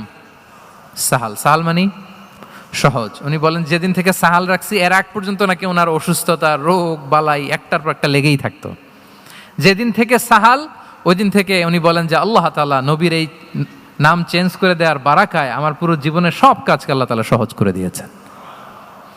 তাহলে রিফর্ম সেন্ট্রিক মাইন্ডসেট, আমরাও খারাপ কিছু দেখলে ভালো দিয়ে পরিবর্তন করব। কি বলেন? ইনশাআল্লাহ বলেন সবাই। আচ্ছা, এটা তো নাম চেঞ্জ করে দেয়া। এবার সোশ্যাল রিফর্ম তিনি কি কি করেছেন আমরা একটু দেখি। তিনি যখন যুবক, মক্কায় এক ইয়ামানি লোক ব্যবসা করতে এসে তার প্রোডাক্ট বিক্রি করার পরে, আস ইবনে ওয়াইল নামে এক লোকের কাছে বিক্রি করার পরে যখন দাম চাইতে গেল, আস বলে, আরে বেটা, আমরা মক্কার সন্তান, আমরা দাম দিব না। তো সে ভাবলো হয়তো আমার সাথে ঠাট্টা করেছে, হজের মৌসুম যাক, বেচাকেনা শেষ করে যাওয়ার পথে দামটা নিয়ে যাব। সে ফেরার দিন আবার গেল যে আমার তো জিনিসের দামটা আপনি দিলেন না। সে বলে, আমরা এই ভূখণ্ডের মালিক, আমরা দাম দেই না, এটা তো বড় জুলুম। সে কান্নাকাটি শুরু করলো। তার এই কান্নাকাটি দেখে আল্লাহ রাসূল সাল্লাল্লাহু আলাইহি ওয়াসাল্লাম ওনার চাচা জুবাইর ইবনে আব্দুল মুত্তালিব সহ ইয়াং স্টার যারা আছে, দ্য ইয়ুথ অব মক্কা, তাদের সবাইকে নিয়ে একটা সোসাইটি করলেন। এই যে আমরা হালাফুল ফুদুলের নাম শুনি না, যেটা বাংলায় আমরা কি বলি? হিলফুল ফুজুল। এই নামে তো অনেক সংগঠন আছে বাংলাদেশে। কি বলেন? যুবকরা কোনো সংগঠন করলে কমনলি এই নামটা পছন্দ করে, হিলফুল ফুজুল। আসলে এটার মূল নাম ছিল হালাফুল মুত্তাইয়িবিন। তিব মানে হচ্ছে রং। রাসূল সাল্লাল্লাহু আলাইহি ওয়াসাল্লাম সবাই মিলে, তখন জাহিলি যুগে একটা কালচার ছিল, বালতি ভর্তি রঙের ভেতরে হাত ঢুকিয়ে দিত, দিয়ে এই রং সমেত হাতটা তারা পাথরের মধ্যে লাগাতো, সবার হাত ওইখানে দিত, মানে আমরা হাতে হাত রেখে কমিটেড, আমরা ঐক্যবদ্ধ হলাম। সেখান থেকে হয়েছে হালাফুল মুত্তাইয়িবিন, থেকে হালাফুল ফুদুল। ওনারা বলল যে না, আমরা সবাই থাকবো মাআল মাজলুমি দিদ্দা যালিম, আমরা মজলুমের পক্ষে থাকবো, জালিমের বিপক্ষে থাকবো। এবং যেই প্রতিজ্ঞা ওই কাজ। সবাই মিলে আস ইবনে ওয়াইলকে ধরলো, তার কাছ থেকে টাকা আদায় করে ওই ইয়ামানি ব্যবসায়ীর কাছে পৌঁছে দিয়ে তিনি মাজলুমকে সহায়তা করেছেন। সুবহানাল্লাহ। এবং এই টেন্ডেন্সি, এই জুলুম, চাঁদাবাজি যেগুলো ছিল, মক্কার জমিনে রাসূল সাল্লাল্লাহু আলাইহি ওয়াসাল্লাম এই সোশ্যাল রিফর্মের মাধ্যমে এটাকে সংস্কার করেছেন। তাহলে এই যে রিফর্ম সেন্ট্রিক আমাদের হইতে হবে।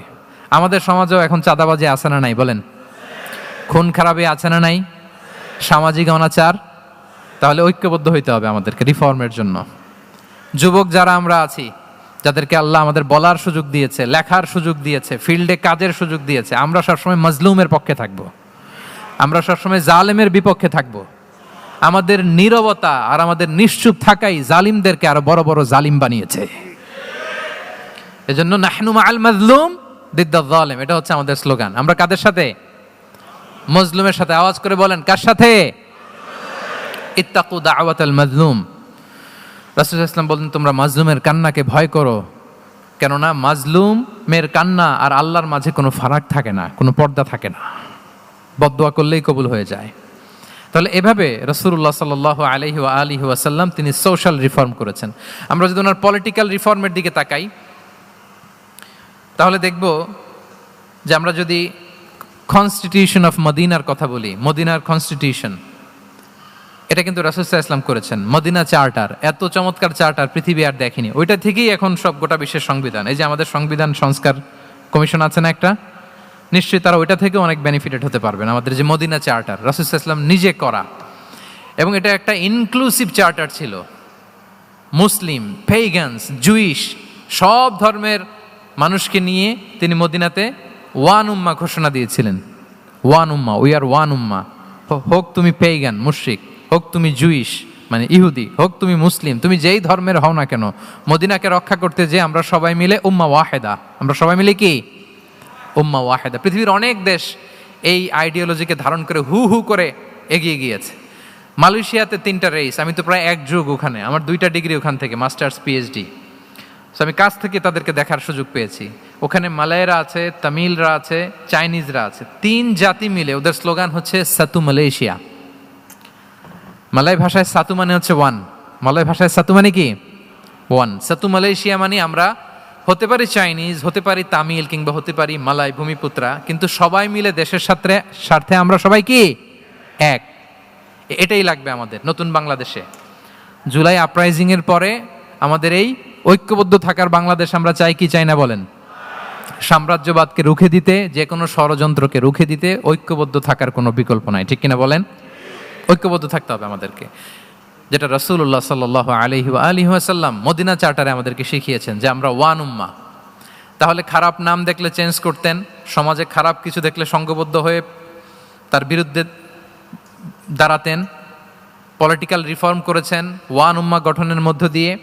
ফিনান্সিয়াল রিফর্ম যদি বলি, শুধু financial reforms by prophet Muhammad peace be upon him, এটা নিয়ে লম্বা কথা বলা যেতে পারে। শুধু একটা উদাহরণ দিয়ে শেষ করি। বিদায় হজের ভাষণে উনি সুদকে চিরতরে কবরস্থ করেছেন, সুদকে চিরতরে কবরস্থ করেছেন, এবং এটা অন্যের জন্য না, নিজের ঘর দিয়ে শুরু করেছেন। উনি বলেছেন যে এই হানাহানি রক্তপাত এটা বন্ধ, আমার গোত্রের একটা এরকম রক্তের দাবি আছে, এটা আমি শেষ ঘোষণা করলাম। এরপর বললেন যে সুদ কবর দিলাম, অন্য জায়গা থেকে না, আমার পরিবার থেকে। রাসূল সাল্লাল্লাহু আলাইহি ওয়াসাল্লামের চাচা স্বয়ং আব্বাস রাদিয়াল্লাহু তাআলা আনহুর অনেক সুদের ট্রানজ্যাকশন ছিল, ইন্টারেস্ট, সুদের ব্যবসা ছিল। রাসূল সাল্লাল্লাহু আলাইহি ওয়াসাল্লাম বলেন আজকে থেকে এই সুদ আমি চিরতরে মাটির নিচে কবর দিয়ে দিলাম। আল্লাহু আকবার। দেখেন সোশ্যাল রিফর্ম। তাহলে পরিবর্তন করতে হলে আগে নিজের ঘর থেকে, আগে কোত্থেকে? নাকি ওই ফ্যামিলি থেকে? হ্যাঁ, আমাদের মধ্যে যেটা হয়, আমরা ওয়াজ নসিহত বা ভালো কথা শুনলেই এটাকে ধরে নিই যে এটা ওর জন্য, ওর জন্য, মানে প্রত্যেকটা ওয়াজই যে আমার জন্য হইতে পারে, প্রত্যেকটা নসিহাতের যে প্রাইম অডিয়েন্স আমি হইতে পারি, এইটা আমাদের মাথায় কেন যেন আসে না। আমরা কোনো ভালো নসিহত শুনলে আমরা ভাবি এটা আসলে সমাজে দরকার, ওর দরকার, আমার ভাইয়ের দরকার, কিন্তু এটা যে আমার দরকার, প্রতিটা নাসিহাতের প্রথম অডিয়েন্স হওয়া দরকার কে? আমি নিজে। তাহলে পরিবর্তন শুরু করতে হবে নিজ থেকে। ওর এই সমস্যা, ওর এই সমস্যা, ওর এটা, আরে মিয়া তোমার কি সমস্যা ওইটা বলো। শুধু ওর ওর না দেখে নিজেরটাও দেখতে হবে। দেখেন অন্যের দিকে 1 আঙ্গুল দেখালে নিজের দিকে কয় আঙ্গুল যায় বলেন তো? এই যে নিজের দিকে কিন্তু 3টা। আমি যদি এরকম করি তা আমার দিকে আসে 3টা। এজন্য নিজ থেকে, নিজের ফ্যামিলি থেকে আমরা সংস্কার শুরু করব। কি বলেন? ওমরে ফারুক রাদিয়াল্লাহু তাআলা আনহু যখন ফ্যামিলি মিটিংয়ে বসতেন, উনি ওনার সন্তানদেরকে বলতেন, শোনো তোমরা খলিফাতুল মুসলিমিন, আমিরুল মুমিনিনের সন্তান। তোমাদের কোনো বাজে কাজ যদি সমাজে আসে, তোমাদের কোনো অন্যায় যদি আমার কানে আসে, অন্যের জন্য যা শাস্তি তোমাদের জন্য হবে ডবল শাস্তি। ওমর ফারুক সন্তানদেরকে বলতেন, তোমরা যদি কোনো ভুল করো, একটা যদি হদ কায়েম করা লাগে এমন অন্যায় যদি করো, একটা হচ্ছে আল্লাহর দেয়া হদ, আর একটা হবে আমি উমরের দেয়া হদ। কারণ আমার মতো খলিফাতুল মুসলিমিনের সন্তান হয়ে এই পাপ তুমি কেন করলে? দেখেন অন্যের বাচ্চা কি করছে, অন্যের, আমাদের তো ওই মেয়েটার সমস্যা, ওনার ছেলের সমস্যা, এগুলো আমার ছেলের যে কি অবস্থা, আমার পরিবারের যে কি হালাত, আমার স্ত্রীর যে কি দশা, ওইটা নিয়ে আমরা ভ্রুক্ষেপ করি না বা চিন্তা করি না। তাহলে সম্মানিত সুধীমণ্ডলী, আমরা পরিবর্তন শুরু করবো কোত্থেকে? অন্যের বাড়িঘর থেকে নাকি? হ্যাঁ, কোত্থেকে? নিজ থেকে। আল্লাহ তাআলা আমাদেরকে তৌফিক দান করুক। তাহলে কয়টা গেল? 4টা। এখন আপনারা তো ক্লান্ত হয়ে গেছেন মনে হচ্ছে, সময়ও অনেক হয়ে গেছে। আরো কয়েকটা পয়েন্ট বলা যাবে নাকি? হ্যাঁ, মোট কয়টা ছিল পয়েন্ট? সবগুলো শুনবেন? আচ্ছা, 5 নম্বরে হচ্ছে ওপেন মাইন্ডেড। আমার প্রিয় নবী বলেন ওপেন মাইন্ডেড ছিলেন না ন্যারো মাইন্ডেড? সবাই বলবেন, গ্যালারির সবাই আওয়াজ করে, তিনি ওপেন মাইন্ডেড না ন্যারো মাইন্ডেড ছিলেন? রাসূলুল্লাহ সাল্লাল্লাহু আলাইহি ওয়া আলিহি ওয়াসাল্লাম ওপেন মাইন্ডেড ছিলেন। যে কেউ ওনাকে অ্যাপ্রোচ করতেন পারতেন easily, he was very approachable. ছোট বড় আবাল বৃদ্ধ বনিতা ওনার সাথে কথা বলতে স্বাচ্ছন্দ্য বোধ করতো, ভয় পেত না। এজন্য সিরাতের পরতে পরতে দেখবেন এক শিশু এসে প্রশ্ন করে, নারী এসে প্রশ্ন করে, বৃদ্ধ এসে প্রশ্ন করে, বন্ধু এসে প্রশ্ন করে, শত্রু এসে কনভারসেশন করে, সবাই এসে ওনার সাথে কথা বলতে পারতো। সুবহানাল্লাহ। এবং এগুলো উনি অ্যাকোমোডেট করতে পারতেন। কি করতে পারতেন? অ্যাকোমোডেট করতেন। ছোট্ট একটা উদাহরণ দেই, আসির আল হালাবিয়া থেকে নেয়া একটা বিখ্যাত সিরাতের গ্রন্থ। বদরের যুদ্ধে রাসূল সাল্লাল্লাহু আলাইহি ওয়াসাল্লাম বদরের মাঠে সেনা ক্যাম্প স্থাপন করলেন। কি ক্যাম্প? সেনা ক্যাম্প স্থাপন করলেন। আল হুবাব ইবনুল মুনজির রাদিয়াল্লাহু তাআলা আনহু এক সাহাবী, উনি বললেন, ইয়া রাসূলুল্লাহ, এই যে সেনা শিবির যে এখানে স্থাপন করলেন, এটা কি আপনার নিজের ইচ্ছায় না আল্লাহর আদেশে? দেখেন, সেনাপতিরে কোনো সাধারণ সৈনিক এই প্রশ্ন করতে পারে?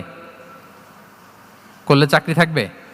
কিন্তু রাসূল সাল্লাল্লাহু আলাইহি ওয়াসাল্লামের কাছে সাহস নিয়ে আল হুবাব ইবনুল মুনজির বলে, ইয়া রাসূলুল্লাহ, এই যে সেনা শিবির স্থাপন করলেন, এটা কি আপনার ইচ্ছায় নাকি এটা ওয়াহি?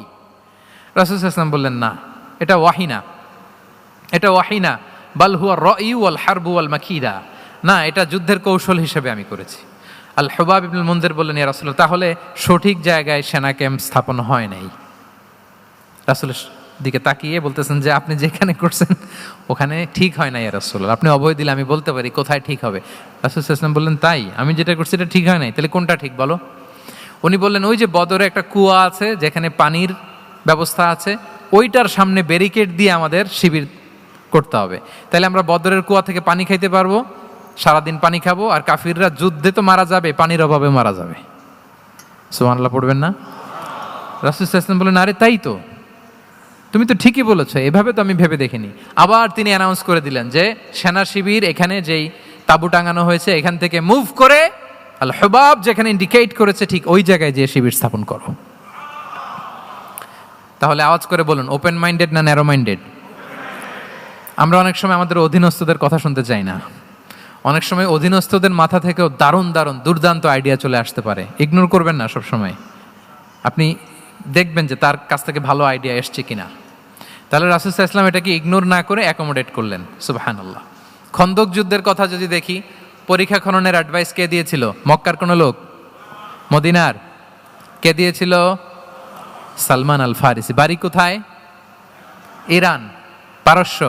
হি ওয়াজ পার্সিয়ান বেসিকলি।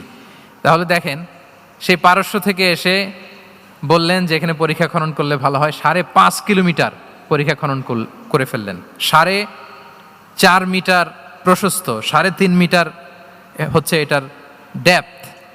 পুরো মদিনার সবাই মিলে এটা করে ফেললেন।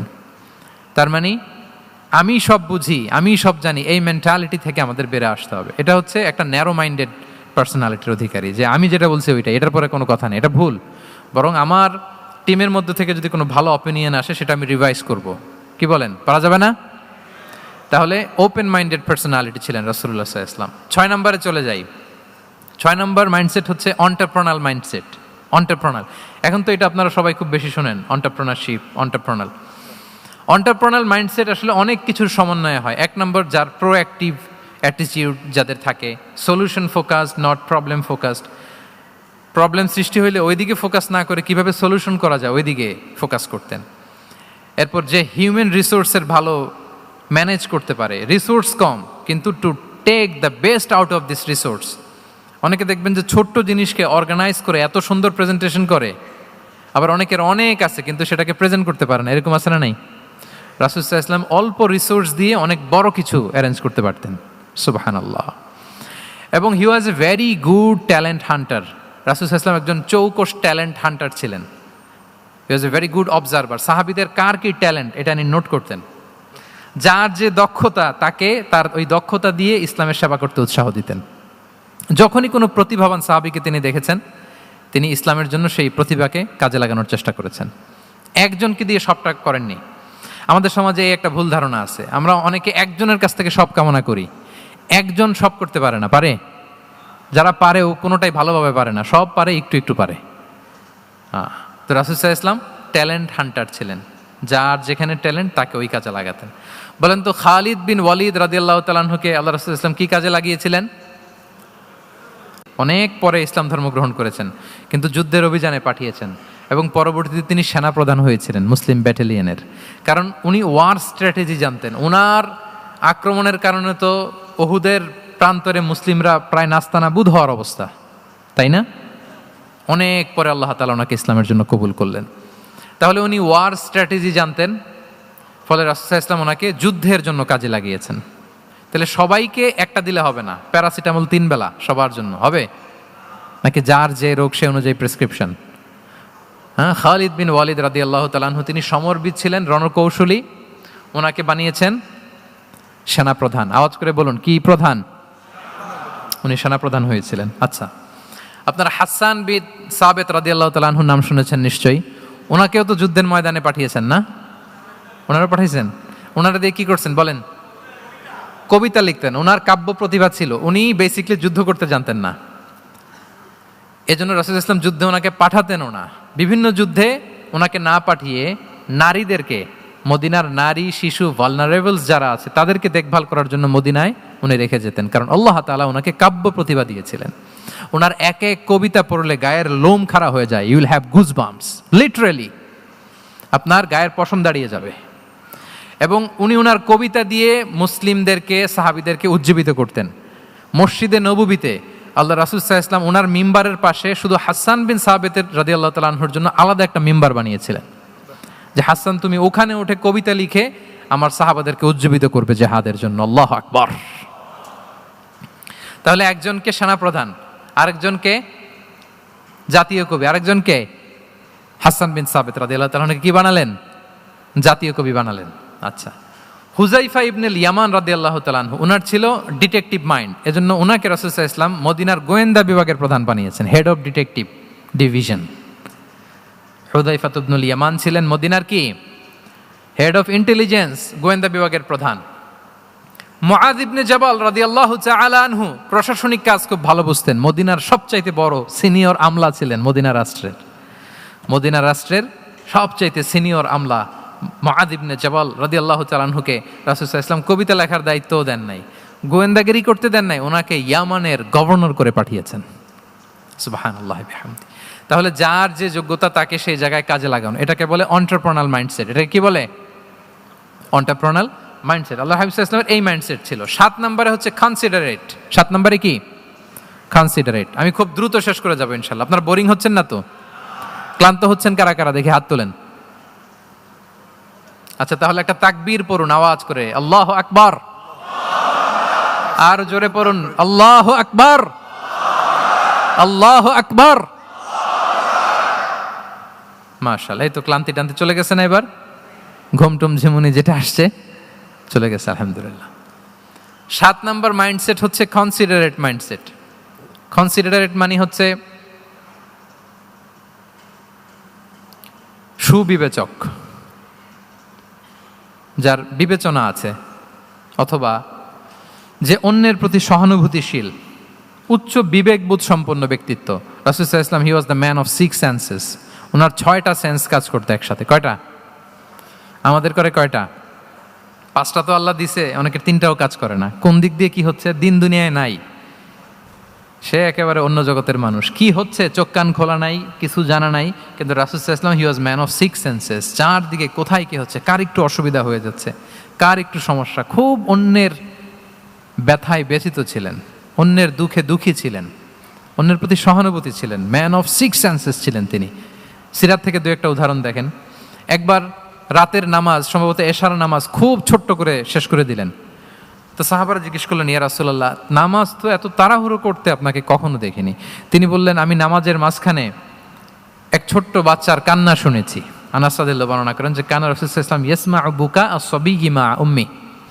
আমি যখন নামাজে ইমামতি করছি, পেছনে মহিলাদের কাতারের ওখান থেকে একটা ছোট্ট শিশুর কান্নার আওয়াজ আমার কানে আসলো। দেখেন কি সেন্স। তো আমার মনে হচ্ছিল বাচ্চার কান্নায় পেছনের কাতারে মায়ের বড্ড কষ্ট হচ্ছে। যেই মাটা বাচ্চাটাকে নিয়ে এসছে উইমেন প্রেয়ার হলে, তাকে বাচ্চাটাকে ম্যানেজ করতে বা সামলাতে মায়ের বড্ড কষ্ট হয়ে যাচ্ছে আমার মনে হচ্ছে। এজন্য আমি নামাজটা একটু শর্টকাটে শেষ করে দিয়েছি। Could you imagine that? কি নবী আমরা পেয়েছি, কিরকম কনসিডারেট ছিলেন, কতটা সুবিবেচক ছিলেন, অন্যের প্রতি কতটা সহানুভূতিশীল ছিলেন তিনি, অন্যের যাতে কোনো সমস্যা না হয় এটা খেয়াল করতেন। মুআয ইবনে জাবাল রাদিয়াল্লাহু তাআলা আনহুকে মদিনার পাশেই এক মসজিদের ইমাম করে পাঠালেন। উনি ইমামতির দায়িত্ব পেয়ে একবার মাগরিবের নামাজে সূরা বাকারা তেলাওয়াত শুরু করলেন। কোরআনের সবচাইতে ছোট সূরা, তাই না? সূরাতুল বাকারা, হ্যাঁ, সবচেয়ে ছোট সূরা। হ্যাঁ, তো ওনার হয়তো তেলাওয়াত করতে করতে একটা ইমোশন চলে আসছে। উনি তো সুরের ঝংকার দিয়ে তেলাওয়াত করতেছেন। এখন পেছনে যারা মুসল্লি ছিল এরা ছিল সব কৃষিজীবী সাহাবী। এরা কি ছিল? সারা দিন ওট দিয়ে, খেজুর গাছে পানি দিয়ে যান যায় কোনো রকম ফরজ পেরে যায় ঘুমাইতে হবে। এই সাহাবীরা যখন পিছনে দাঁড়াইছে আর উনি ধরছে কোন সূরা? আওয়াজ করে বলুন না একটু, সূরাতুল বাকারা। এখন ওনারা তো আর থাকতে পারে না, ওনার সাথে থাকতে না পারে এক সাহাবী নামাজ রেখে দিয়ে ডাইরেক্ট রাসূল সাল্লাল্লাহু আলাইহি ওয়াসাল্লামের কাছে, কারণ বড় হুজুর তো আছে মদিনায়। যে বিচার দিছে ইয়া রাসূলুল্লাহ, দেখেন এমন একজনকে ইমাম করে অ্যাসাইন করেছেন, উনি মাগরিবের সালাতে সূরা বাকারা পড়ে, আর আমরা হচ্ছি কৃষিজীবী শ্রমজীবী সাহাবী, আমাদের তো এত বড় কেরাতের সাথে জয়েন করা সম্ভব না। রাসূল সাল্লাল্লাহু আলাইহি ওয়াসাল্লাম রেগে গেলেন, চেহারাটা আগুনের গোলার মতো লাল হয়ে গেল। মুআয ইবনে জাবাল রাদিয়াল্লাহু তাআলা আনহুকে ডেকে পাঠালেন, ডেকে বললেন, আফাত্তানুন আনতা ইয়া মুআয, আফাত্তান, তুমি কি ফিতনা সৃষ্টি করতেছো? ওখানে পাঠাইছি কমিউনিটির ইউনিটি ধরে রাখার জন্য, তুমি ওখানে যে ফিতনা সৃষ্টি করতেছো। তুমি কি সাব্বিহ ইসমা রাব্বিকাল আ'লা এই সূরা তোমার মুখস্থ নাই? ওয়াদ-দুহা ওয়াল-লাইলি ইযা সাজা এটা পারো না? ওয়াশ-শামসি ওয়া দুহাহা এটা মুখস্থ নাই? তো তুমি কেন এই সূরাগুলো দিয়ে নামাজ পড়াও না? কেন পড়াও না? এরপর তিনি বললেন, যখন ইমামতির সুযোগ পাবে, সুযোগ পেয়ে লম্বা কেরাত ধরো না, ছোট্ট কেরাত দিয়ে নামাজ শেষ করো। কেননা তোমার পেছনে বয়স্করা আছে, মুরব্বীরা আছে, অসুস্থরা আছে। জাল হাজা, তার একটা জরুরি কাজ পড়ছিল, যাচ্ছিল, হঠাৎ মাগরিবের আজান, ভাবলো রাস্তার পাশে যেহেতু আজান দিছে নামাজটা পড়ে নেই। নামাজে ঢুইকে দেখছে আপনি সূরা বাকারা ধরছেন, তো বেচারা কি কাজ করবে না কি করবে? আর তার তো নিয়ত ছিল ফরজ নামাজটা পড়ি যে বাস ধরবো, এখন আপনি ধরছেন কোন সূরা? বাকারা। দেখেন রাসূল সাল্লাল্লাহু আলাইহি ওয়াসাল্লাম বললেন, যখন ইমামতির চান্স পাবে ছোট সূরা পড়বে, আর যখন তুমি একা পড়বে ফালিউতাউবিল মাশা, যত লম্বা করতে মনে চায় করো, রুকু করো লম্বা, সেজদা করো লম্বা, কেরাত করো লম্বা। রাসূল সাল্লাল্লাহু আলাইহি ওয়াসাল্লাম তো রাতে আধা ঘন্টা 40 মিনিট প্রথম রাকাতে কেরাত পড়তেন, এরপরে আবার 40 মিনিট রুকুতে থাকতেন, রুকু থেকে দাঁড়ায় আবার 40 মিনিট, আবার সেজদায় যেয়ে 40 মিনিট, এরপরে সেজদা থেকে 2 সেজদার মাঝখানে আবার 40 মিনিট, 2 রাকাত দিয়ে এরকম রাতও শেষ করে দিয়েছেন। তো আপনার লম্বা যদি পড়তে মনে চায়, আপনি তো আপনার ব্যক্তিগত নফল সালাতে এভাবে লম্বা করবেন। কিন্তু আমাদের হয়ে গেছে উল্টা, একাকী নামাজ, কোনো রকম রুকু সেজদা, এরকম হয়ে গেছে না অনেকটা।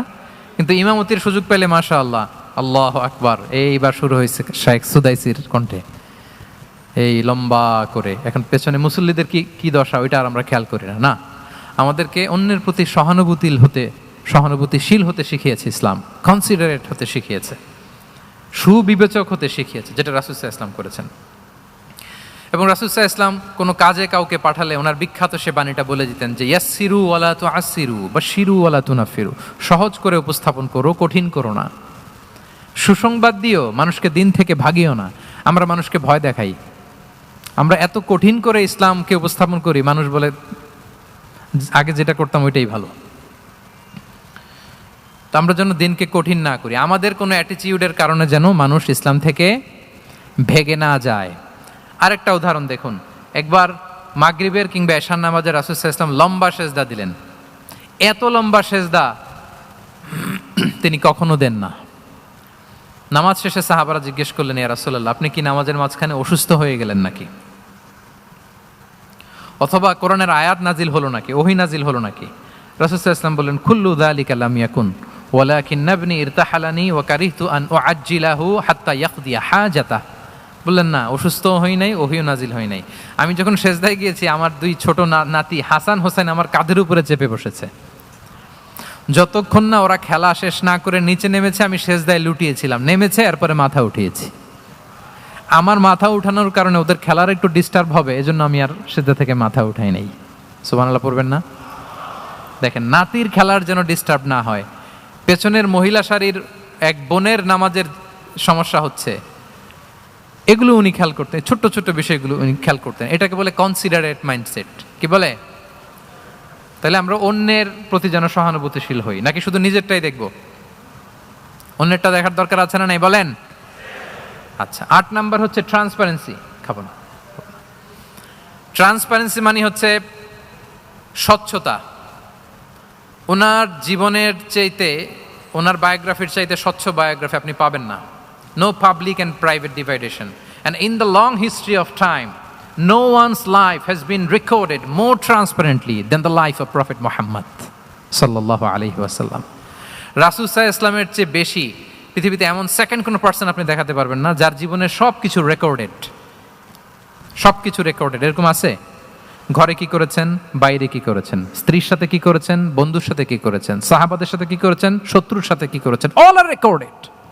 সব অ্যান্ড ক্রিস্টাল ক্লিয়ার, একেবারে স্বচ্ছ পানির মতো, স্ফটিক কাচের মতো ক্লিয়ার, ট্রান্সপারেন্ট। ওনার সব কাজে উনি স্বচ্ছতা বজায় রাখতে চাইতেন। কতটা স্বচ্ছ ছিলেন, একটা মজার ঘটনা শোনায় আপনাদেরকে। সহিহ বুখারীতে এসছে, রমাদানের শেষ 10 দিন, দ্য লাস্ট 10 days অফ রমাদানে তিনি এতেকাফ করতেন। তো এতেকাফ অবস্থায় স্ত্রীরা এসে রাতে দেখা করে যেত, জরুরি কথা আলাপ থাকলে সেরে যেত। একবার রাতে সফিয়া বিনতে হুয়াই ইবনে আখতাব রাদিয়াল্লাহু তাআলা আনহা আসলেন, ওনার স্ত্রী। কথা হলো, এবার ওনাকে একটু এগিয়ে দিবেন। মসজিদ থেকে রাসূল ইসলাম বারান্দার দিকে পাশ দিয়ে আসলেন এগিয়ে দেওয়ার জন্য। ইন দ্য মিন টাইম, ভাই ভিডিও করবেন না, mobile should be in pocket. জি, বারবার বলবো না, পকেটে রাখবেন, অন্যদের ডিস্টার্ব হচ্ছে আমি দেখতেছি। হঠাৎ 2জন আনসারি সাহাবী পাশ দিয়ে হেঁটে যাচ্ছেন। রাসূল সাল্লাল্লাহু আলাইহি ওয়াসাল্লাম আম্মাজানকে বিদায় দিবেন এখানে। হঠাৎ করে তিনি আওয়াজ করে বললেন, আলা রিসলিকুমা, এই দাঁড়াও। ওই সাহাবী 2জন রাসূল সাল্লাল্লাহু আলাইহি ওয়াসাল্লামের সাথে কে ওটা টের পায় নাই, বুঝতে পারে নাই। বোরকায় আবৃত কোনো এক নারী দেখে, রাসূল আর ওই নারীকে দেখে তারা আরো দ্রুত গতিতে হাঁটতে শুরু করে দিচ্ছে, আমরা চলে যাই এখান থেকে। দেখেন, রাসূল সাল্লাল্লাহু আলাইহি ওয়াসাল্লাম নিজের অবস্থানকে ট্রান্সপারেন্ট করার জন্য বললেন, আলা রিসলিকুমা, দাঁড়াও। দাঁড়ালেন। তখন রাসূল সাল্লাল্লাহু আলাইহি ওয়াসাল্লাম বললেন যে, ইন্নাহা উম্মুকুম সফিয়া, আমার পাশে যাকে দেখতে পাচ্ছ, বলে দেয়া ভালো যে সে কিন্তু অন্য কোনো নারী নয়, সে তোমাদের মা উম্মুল মুমিনিন সফিয়া। সাহাবারা বলে, সুবহানাল্লাহ ইয়া রাসূলুল্লাহ, ইয়া রাসূলুল্লাহ, এ কেমন কথা? আপনি কেন আমাদের কাছে জবাবদিহি করতে যাচ্ছেন বা ক্লারিফাই করছেন? আপনার পাশে কোনো নারী এত রাতে যদি দাঁড়িয়ে থাকে, তিনি তো আমাদের মাদের মধ্যে থেকেই তো একজন হবেন, কেন আপনি বলতেছেন? তখন রাসূল সাল্লাল্লাহু আলাইহি ওয়াসাল্লাম বললেন যে, না, ইন্না শাইতানা ইয়াজরি মিনাল ইনসানি মাজরাদ দাম, শয়তান মানুষের রগে রগে চলাচল করে। ওয়া ইন্নী খাশিতু আইয়ুকযিফা ফি কুলুবিকুমা শাররান, আরেক বর্ণনায় আছে শাইআন, আমার ভয় হয় হয়তো শয়তান কোনো সন্দেহের উদ্রেক তোমাদের হৃদয়ে ঢুকায় দিতে পারে। সুবহানাল্লাহ। এজন্য আমি ক্লিয়ার করে দিলাম, এটা আমার বউ, আমার স্ত্রী, তোমাদের মা সফিয়া। 2জন সাহাবী যদি চলে যায়, এমন হতেই পারতো বাড়িতে যে একজন আরেকজনকে জিজ্ঞেস করতে পারতো যে, আচ্ছা, নবীর পাশে যে কালো বোরকা পরা মহিলাটা ছিল, দেখছো না, এটা কে? তখন একজন হয়তো বলতো, কে আর হবে, আমাদের মাই তো হবে, কোনো এক মা। আরেকজন বলবে, আমাদের উম্মুল মুমিনিনের কেউ ছিল নাকি অন্য কেউ? এরকম একটা হুট করে সন্দেহের উদ্রেক মাথায় আসতে পারে না যে ওনার স্ত্রী ছিল না অন্য কেউ ছিল? আসতে পারে কি পারে না বলেন? ওই সন্দেহের অবকাশটুকু রাসূল সাল্লাল্লাহু আলাইহি ওয়াসাল্লাম রাখেন নাই। উনি বলে দিলেন যে, এটা তোমাদের মা, এটা সফিয়া। এই সন্দেহের অবকাশের কোনো সুযোগ নাই। তাহলে রাসূল সাল্লাল্লাহু আলাইহি ওয়াসাল্লামের পুরো লাইফ ছিল ট্রান্সপারেন্ট, একেবারে স্বচ্ছ। আমি অনেক পয়েন্টস নিয়ে এসেছি, ওটা 2-3 ঘন্টার আলোচনায় চলে যাবে। আমি প্রত্যেকটা পয়েন্টে একটা বা দুইটা ঘটনা দিয়ে শেষ করতেছি। তাহলে রাসূল সাল্লাল্লাহু আলাইহি ওয়াসাল্লামের লাইফ তিনি কত স্বচ্ছতার সাথে কাটিয়েছেন, এটা ক্লিয়ার না আমাদের সাথে? Transparent mindset. 9 নাম্বার হচ্ছে অ্যাপ্রিসিয়েটিভ। 9 নাম্বার কি? অর্থাৎ অন্যের প্রশংসা করা। আমরা অনেক সময় অন্য কেউ ভালো কাজ করলে অ্যাপ্রিসিয়েট করতে চাই না। আমরা গুণমুগ্ধ হই কিন্তু গুণগ্রাহী হতে চাই না। অন্যরে ক্রেডিট দিতে চাই না, তার ভালো কাজে স্বীকৃতি দিতে চাই না। হয়তো আমার দলের লোক না, বা আমার চিন্তার লোক না, বা আমার সার্কেলের লোক না, তার প্রশংসা করতে চাই না, তার গুণগ্রাহী হতে চাই না। এরকম মেন্টালিটি আমরা অনেকে ক্যারি করি না? রাসূল সাল্লাল্লাহু আলাইহি ওয়াসাল্লাম এটা করেননি। ভালো কিছু দেখলে মুসলিম হোক অমুসলিম হোক অ্যাপ্রিসিয়েট করতেন। Basically he develop the culture of appreciation. এটা আমাদের করতে হবে। আপনার ছেলে ভালো কিছু করেছে, অ্যাপ্রিসিয়েট করেন, ও কনফিডেন্স ফিরে পাবে। আপনার স্ত্রী ভালো রান্না করেছে, অ্যাপ্রিসিয়েট করেন, সে আনন্দিত হবে। আপনার বন্ধু ভালো কিছু একটা করেছে, তাকে ইন্সপায়ার করেন, অ্যাপ্রিসিয়েট করেন। রাসূল সাল্লাল্লাহু আলাইহি ওয়াসাল্লাম একবার এক বৈঠকে 8 জন সাহাবীকে 8টা কমপ্লিমেন্ট দিয়েছেন, 8টা অ্যাপ্রিসিয়েশন দিয়েছেন। তিনি বলেছেন, আরহামু উম্মতি বি উম্মতি আবু বকর। দেখেন, 8 জন সাহাবীর 8টা গুণের বর্ণনা দিচ্ছেন। তিনি বললেন, আমার উম্মতের মধ্যে সবচাইতে রহম দিলের সাহাবী হচ্ছে কে? সবাই বলুন তো কে? আবু বকর রাদিয়াল্লাহু তাআলা। এত রহম দিলের ছিলেন, উনি যখন আল্লাহ রাসূল সাল্লাল্লাহু আলাইহি ওয়াসাল্লামের ইন্তেকালের পরে মসজিদে নববীতে যখন নামাজে দাঁড়াতেন, কান্নার চোটে উনি কেরাতই পড়তে পারতেন না। কমপ্লেন করতো সাহাবারা যে আমরা তো কেরাত বুঝি না, একটু স্পষ্ট করে পড়েন, কান্না একটু থামান। কেন কাঁদতেন? কারণ উনি যখন নামাজে দাঁড়াতেন ওনার ফিলিংসটা হতো এরকম যে কাইফা আকুমু মাকামা রাসূলিল্লাহ, আমি রাসূলের জায়গায় কিভাবে দাঁড়াই? এখানে তো আমার রাসূল দাঁড়িয়ে ইমামতি করেছেন, আমি নবীর জায়গায় দাঁড়িয়ে কিভাবে নামাজটা পড়াই? এই অনুভব থেকে উনি যে কাঁদতে শুরু করতেন, এই কান্নার ধাক্কায় উনি আর তেলাওয়াতই আগাতে পারতেন না। আরহামু উম্মতি বি উম্মতি আবু বকর। আমার উম্মতের মধ্যে সবচাইতে রহম দিলের হচ্ছেন আবু বকর। ও আসাদ্দুহুম ফি আমরিল্লাহি ওমর। দেখেন, প্রশংসা করতেছেন। আর আমার উম্মতের মধ্যে আল্লাহর দিন বাস্তবায়নে সবচাইতে কঠোর হচ্ছে ওমর। মুনাফিকরা ওনাকে জমের মতো ভয় পেত, ইভেন শয়তান ভয় পেত। রাসূল সাল্লাল্লাহু আলাইহি ওয়াসাল্লাম বলেন, ওমর তুমি যদি এই রাস্তা দিয়ে হাঁটো, শয়তান যদি দেখতে পায়, শয়তান এই রাস্তা রেখে দিয়ে অন্য কোনো রাস্তা থাকলে ওইটা দিয়ে হাঁটে। সুবহানাল্লাহি বিহামদি। আমাদের অনেক সময় এমন হয় না যে আমাদের বাচ্চারা, ছেলেমেয়েরা খেতে চায় না, আমাদের নাতি নাতনিরা খেতে চায় না, মায়েরা খাবার নিয়ে পেছনে পেছনে ঘুরে, আর তখন ভয় দেখায়, এই রাত্রিবেলা তাড়াতাড়ি খাও, ওই যে বাঘ আসবে বাঘ, বিড়াল আসবে বিড়াল, তাড়াতাড়ি না খেলে কিন্তু ভূত আসবে ভূত। এরকম বলেন আপনারা? বলেন না? এই দায়িত্ব তো আপনাদের কাঁধে থাকে না? তো ওই যে আমাদের বোনরা বলতে পারবে, বোনরা খাবার নিয়ে ঠিকই রাত্রিবেলায় বাচ্চাদের পেছনে পেছনে এরকম দৌড়াতে হয়। তো কি বলতে হয় যে এই ভূত আসলো ভূত, ওই যে বিড়াল আসলো বিড়াল, কুকুর আসলো, এইগুলো বললে বাচ্চারা আবার ভয় পায়, তাড়াতাড়ি করে খায়। তো মদিনাতেও মদিনার বাচ্চারা খেতে চাইতো না। তো খেতে না চাইলে মায়েরা ভূত আসতেছে, ভাল্লুক আসতেছে এগুলো না বলে বলতো, হা হুয়া ইয়াতি উমর, ইয়াতি উমর, তাড়াতাড়ি খাও তাড়াতাড়ি খাও, ওই যে ওমর আসতেছে ওমর। সুবহানাল্লাহি বিহামদি। ওয়া আশাদ্দুহুম ফি আমরিল্লাহি উমর। আল্লাহর দিন বাস্তবায়নে সবচাইতে কঠোর ছিলেন ওমর রাদিয়াল্লাহু তাআলা আনহু। ওয়া আসদাকুহুম হায়াআন উসমান। সবচেয়ে লাজুক সাহাবী ছিলেন উসমান রাদিয়াল্লাহু তাআলা আনহু। শুধু অর্থ বলে যাই। ওয়া আকরাউহুম লিকিতাবিল্লাহি উবাই ইবনে কাব। সবচেয়ে কোরআনের ভালো কেরাত পড়তে পারতেন উবাই ইবনে কাব। আফরাদুহুম যায়েদ ইবনে সাবিত। উত্তরাধিকার বন্টনের নীতিমালা, ফারায়েজের জ্ঞান ছিল যায়েদ ইবনে সাবিত রাদিয়াল্লাহু তাআলা। ওয়া আ'লামুহুম বিল হালালি ওয়াল হারামি মুআদ ইবনে জাবাল। এই উম্মতের হালাল হারামের স্পেশালিস্ট সাহাবী হচ্ছেন মুআদ ইবনে জাবাল। আলা ওয়া ইন্না লিকুল্লি উম্মাতিন আমিনান ওয়া আমিনা হাদিহিল উম্মাহ আবু উবাইদা ইবনুল জাররাহ। সব উম্মতের একজন বিশ্বস্ত লোক থাকে, এই উম্মতের সবচাইতে বিশ্বস্ত লোক হচ্ছে আবু উবাইদা ইবনুল জাররাহ। দেখেন, 8 জন সাহাবীর 8টা গুণের কথা বললেন। আচ্ছা, রাসূল সাল্লাল্লাহু আলাইহি ওয়াসাল্লাম যখন সাহাবীদের প্রশংসা করেছেন, ওই সাহাবীদের কেমন লেগেছে বলেন তো? ফিলিংসটা ভালো লেগেছে না? হৃদয়ে জুড়িয়েছে, ইন্সপায়ার্ড হয়েছেন, মোটিভেটেড হয়েছেন, আরো ভালোর প্রতিযোগিতা কি করে করা যায়। সাহাবীদের মধ্যে সবচাইতে সুরেলা গলার কণ্ঠের অধিকারী ছিলেন আবু মুসা আল-আশআরী রাদিয়াল্লাহু তাআলা আনহু। তো রাসূল সাল্লাল্লাহু আলাইহি ওয়াসাল্লাম একবার রাত্রিবেলা তার বাসার পাশ দিয়ে যাচ্ছিলেন, দীর্ঘ সময় ওনার কণ্ঠের তেলাওয়াত শুনলেন। পরের দিন সকালে বললেন যে, আবু মুসা তুমি তো চমৎকার গলায় তেলাওয়াত করো। আবু মুসা বলে, ইয়া রাসূলুল্লাহ আমি তো কোনোদিন আপনার সামনে দাঁড়িয়ে তেলাওয়াত করি না, আপনি কি করে জানলেন?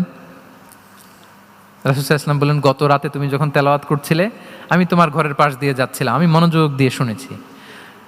আবু মুসা বলে, ইয়া রাসূলুল্লাহ, আপনি আমার তেলাওয়াত শুনতেছেন, ওইটা জানলে তো আমি ফজর পর্যন্ত তেলাওয়াত চালিয়ে যেতাম, হাত্তাল ফাজার আমি তেলাওয়াত চালিয়ে যেতাম ইয়া রাসূলুল্লাহ। আল্লাহ রাসূল সাল্লাল্লাহু আলাইহি ওয়াসাল্লাম তখন বললেন, লাকাদ উতিতা মিজমারান মিন মাজামিরি আলি দাউদ। হে আবু মুসা, দাউদ আলাইহিস সালামের গলায় আল্লাহ তাআলা যেমনি সুরের ঝংকার দিয়েছেন, এই উম্মতের মধ্যে তোমার গলায় আল্লাহ সেই সুরের লহরী ঢেলে দিয়েছে। বলেন, এই অ্যাপ্রিসিয়েশন যখন রাসূলের মুখ থেকে পাইলো কেমন লাগবে ওনার? বলেন। এখানে ধরেন আপনি কেউ হাফেজে কোরআন, শাইখ সুদাইস যদি বলে যে মাশাআল্লাহ মাশাআল্লাহ আনতা কারিউল কুররা, আপনাকে যদি এটা বলে কেমন লাগবে আপনার? হ্যাঁ, সারা দুনিয়া তো এটা বলে বেড়াবেন যে শাইখ সুদাইস আমার রেসিটেশনের প্রশংসা করেছে, খাবার ইমাম আমার প্রশংসা অ্যাপ্রিসিয়েট করেছে। আর স্বয়ং রাসূলুল্লাহ সাল্লাল্লাহু আলাইহি ওয়াসাল্লাম যখন বলে তোমার গলায় আল্লাহ সুরের ঝংকার ঢেলে দিয়েছে, তখন ওনার কেমন লেগেছে? এজন্য আপনার ছেলে মেয়ে স্ত্রী বন্ধু আপনার সার্কেলের কেউ কোনো ভালো কাজ করলে কৃপণতা করবেন না, অ্যাপ্রিসিয়েট করুন। রাসূল সাল্লাল্লাহু আলাইহি ওয়াসাল্লাম অ্যাপ্রিসিয়েশন আমাদেরকে শিখিয়েছেন। ইভেন মুখাইরেক নামে এক ইহুদি ছিল, মদিনার সব ইহুদিরা বিট্রে করেছে, কিন্তু এই মুখাইরেক নামে এক ইহুদি উহুদের যুদ্ধে মুসলিমদের পক্ষে লড়াই করে নিহত হয়েছে। সে তার কথা রেখেছে। মুসলিম সাহাবীদের শহীদদের লাশের সাথে যখন এই ইহুদি তার লাশও আনা হলো, রাসূল সাল্লাল্লাহু আলাইহি ওয়াসাল্লাম তার দিকে তাকায় বললেন, মুখাইরিক খায়রু ইয়াহুদ, Mukhayriq is the best among Jewish. তিনি বললেন, মুখাইরিক, এই পৃথিবীতে যত ইহুদি আছে এখানকার ইহুদিদের মধ্যে মুখাইরিক হচ্ছে সবচেয়ে শ্রেষ্ঠ ইহুদি। দেখেন, মুখাইরিক কোন ধর্মের ছিলেন? মুসলিম নাকি? কোন ধর্মের? ইহুদি হওয়ার পরেও তাকে অ্যাপ্রিসিয়েশন করতে রাসূল সাল্লাল্লাহু আলাইহি ওয়াসাল্লাম ভুলেন নাই। তাহলে আমরা যেন অ্যাপ্রিসিয়েটিভ মাইন্ডসেটের অধিকারী হই। কটা গেল?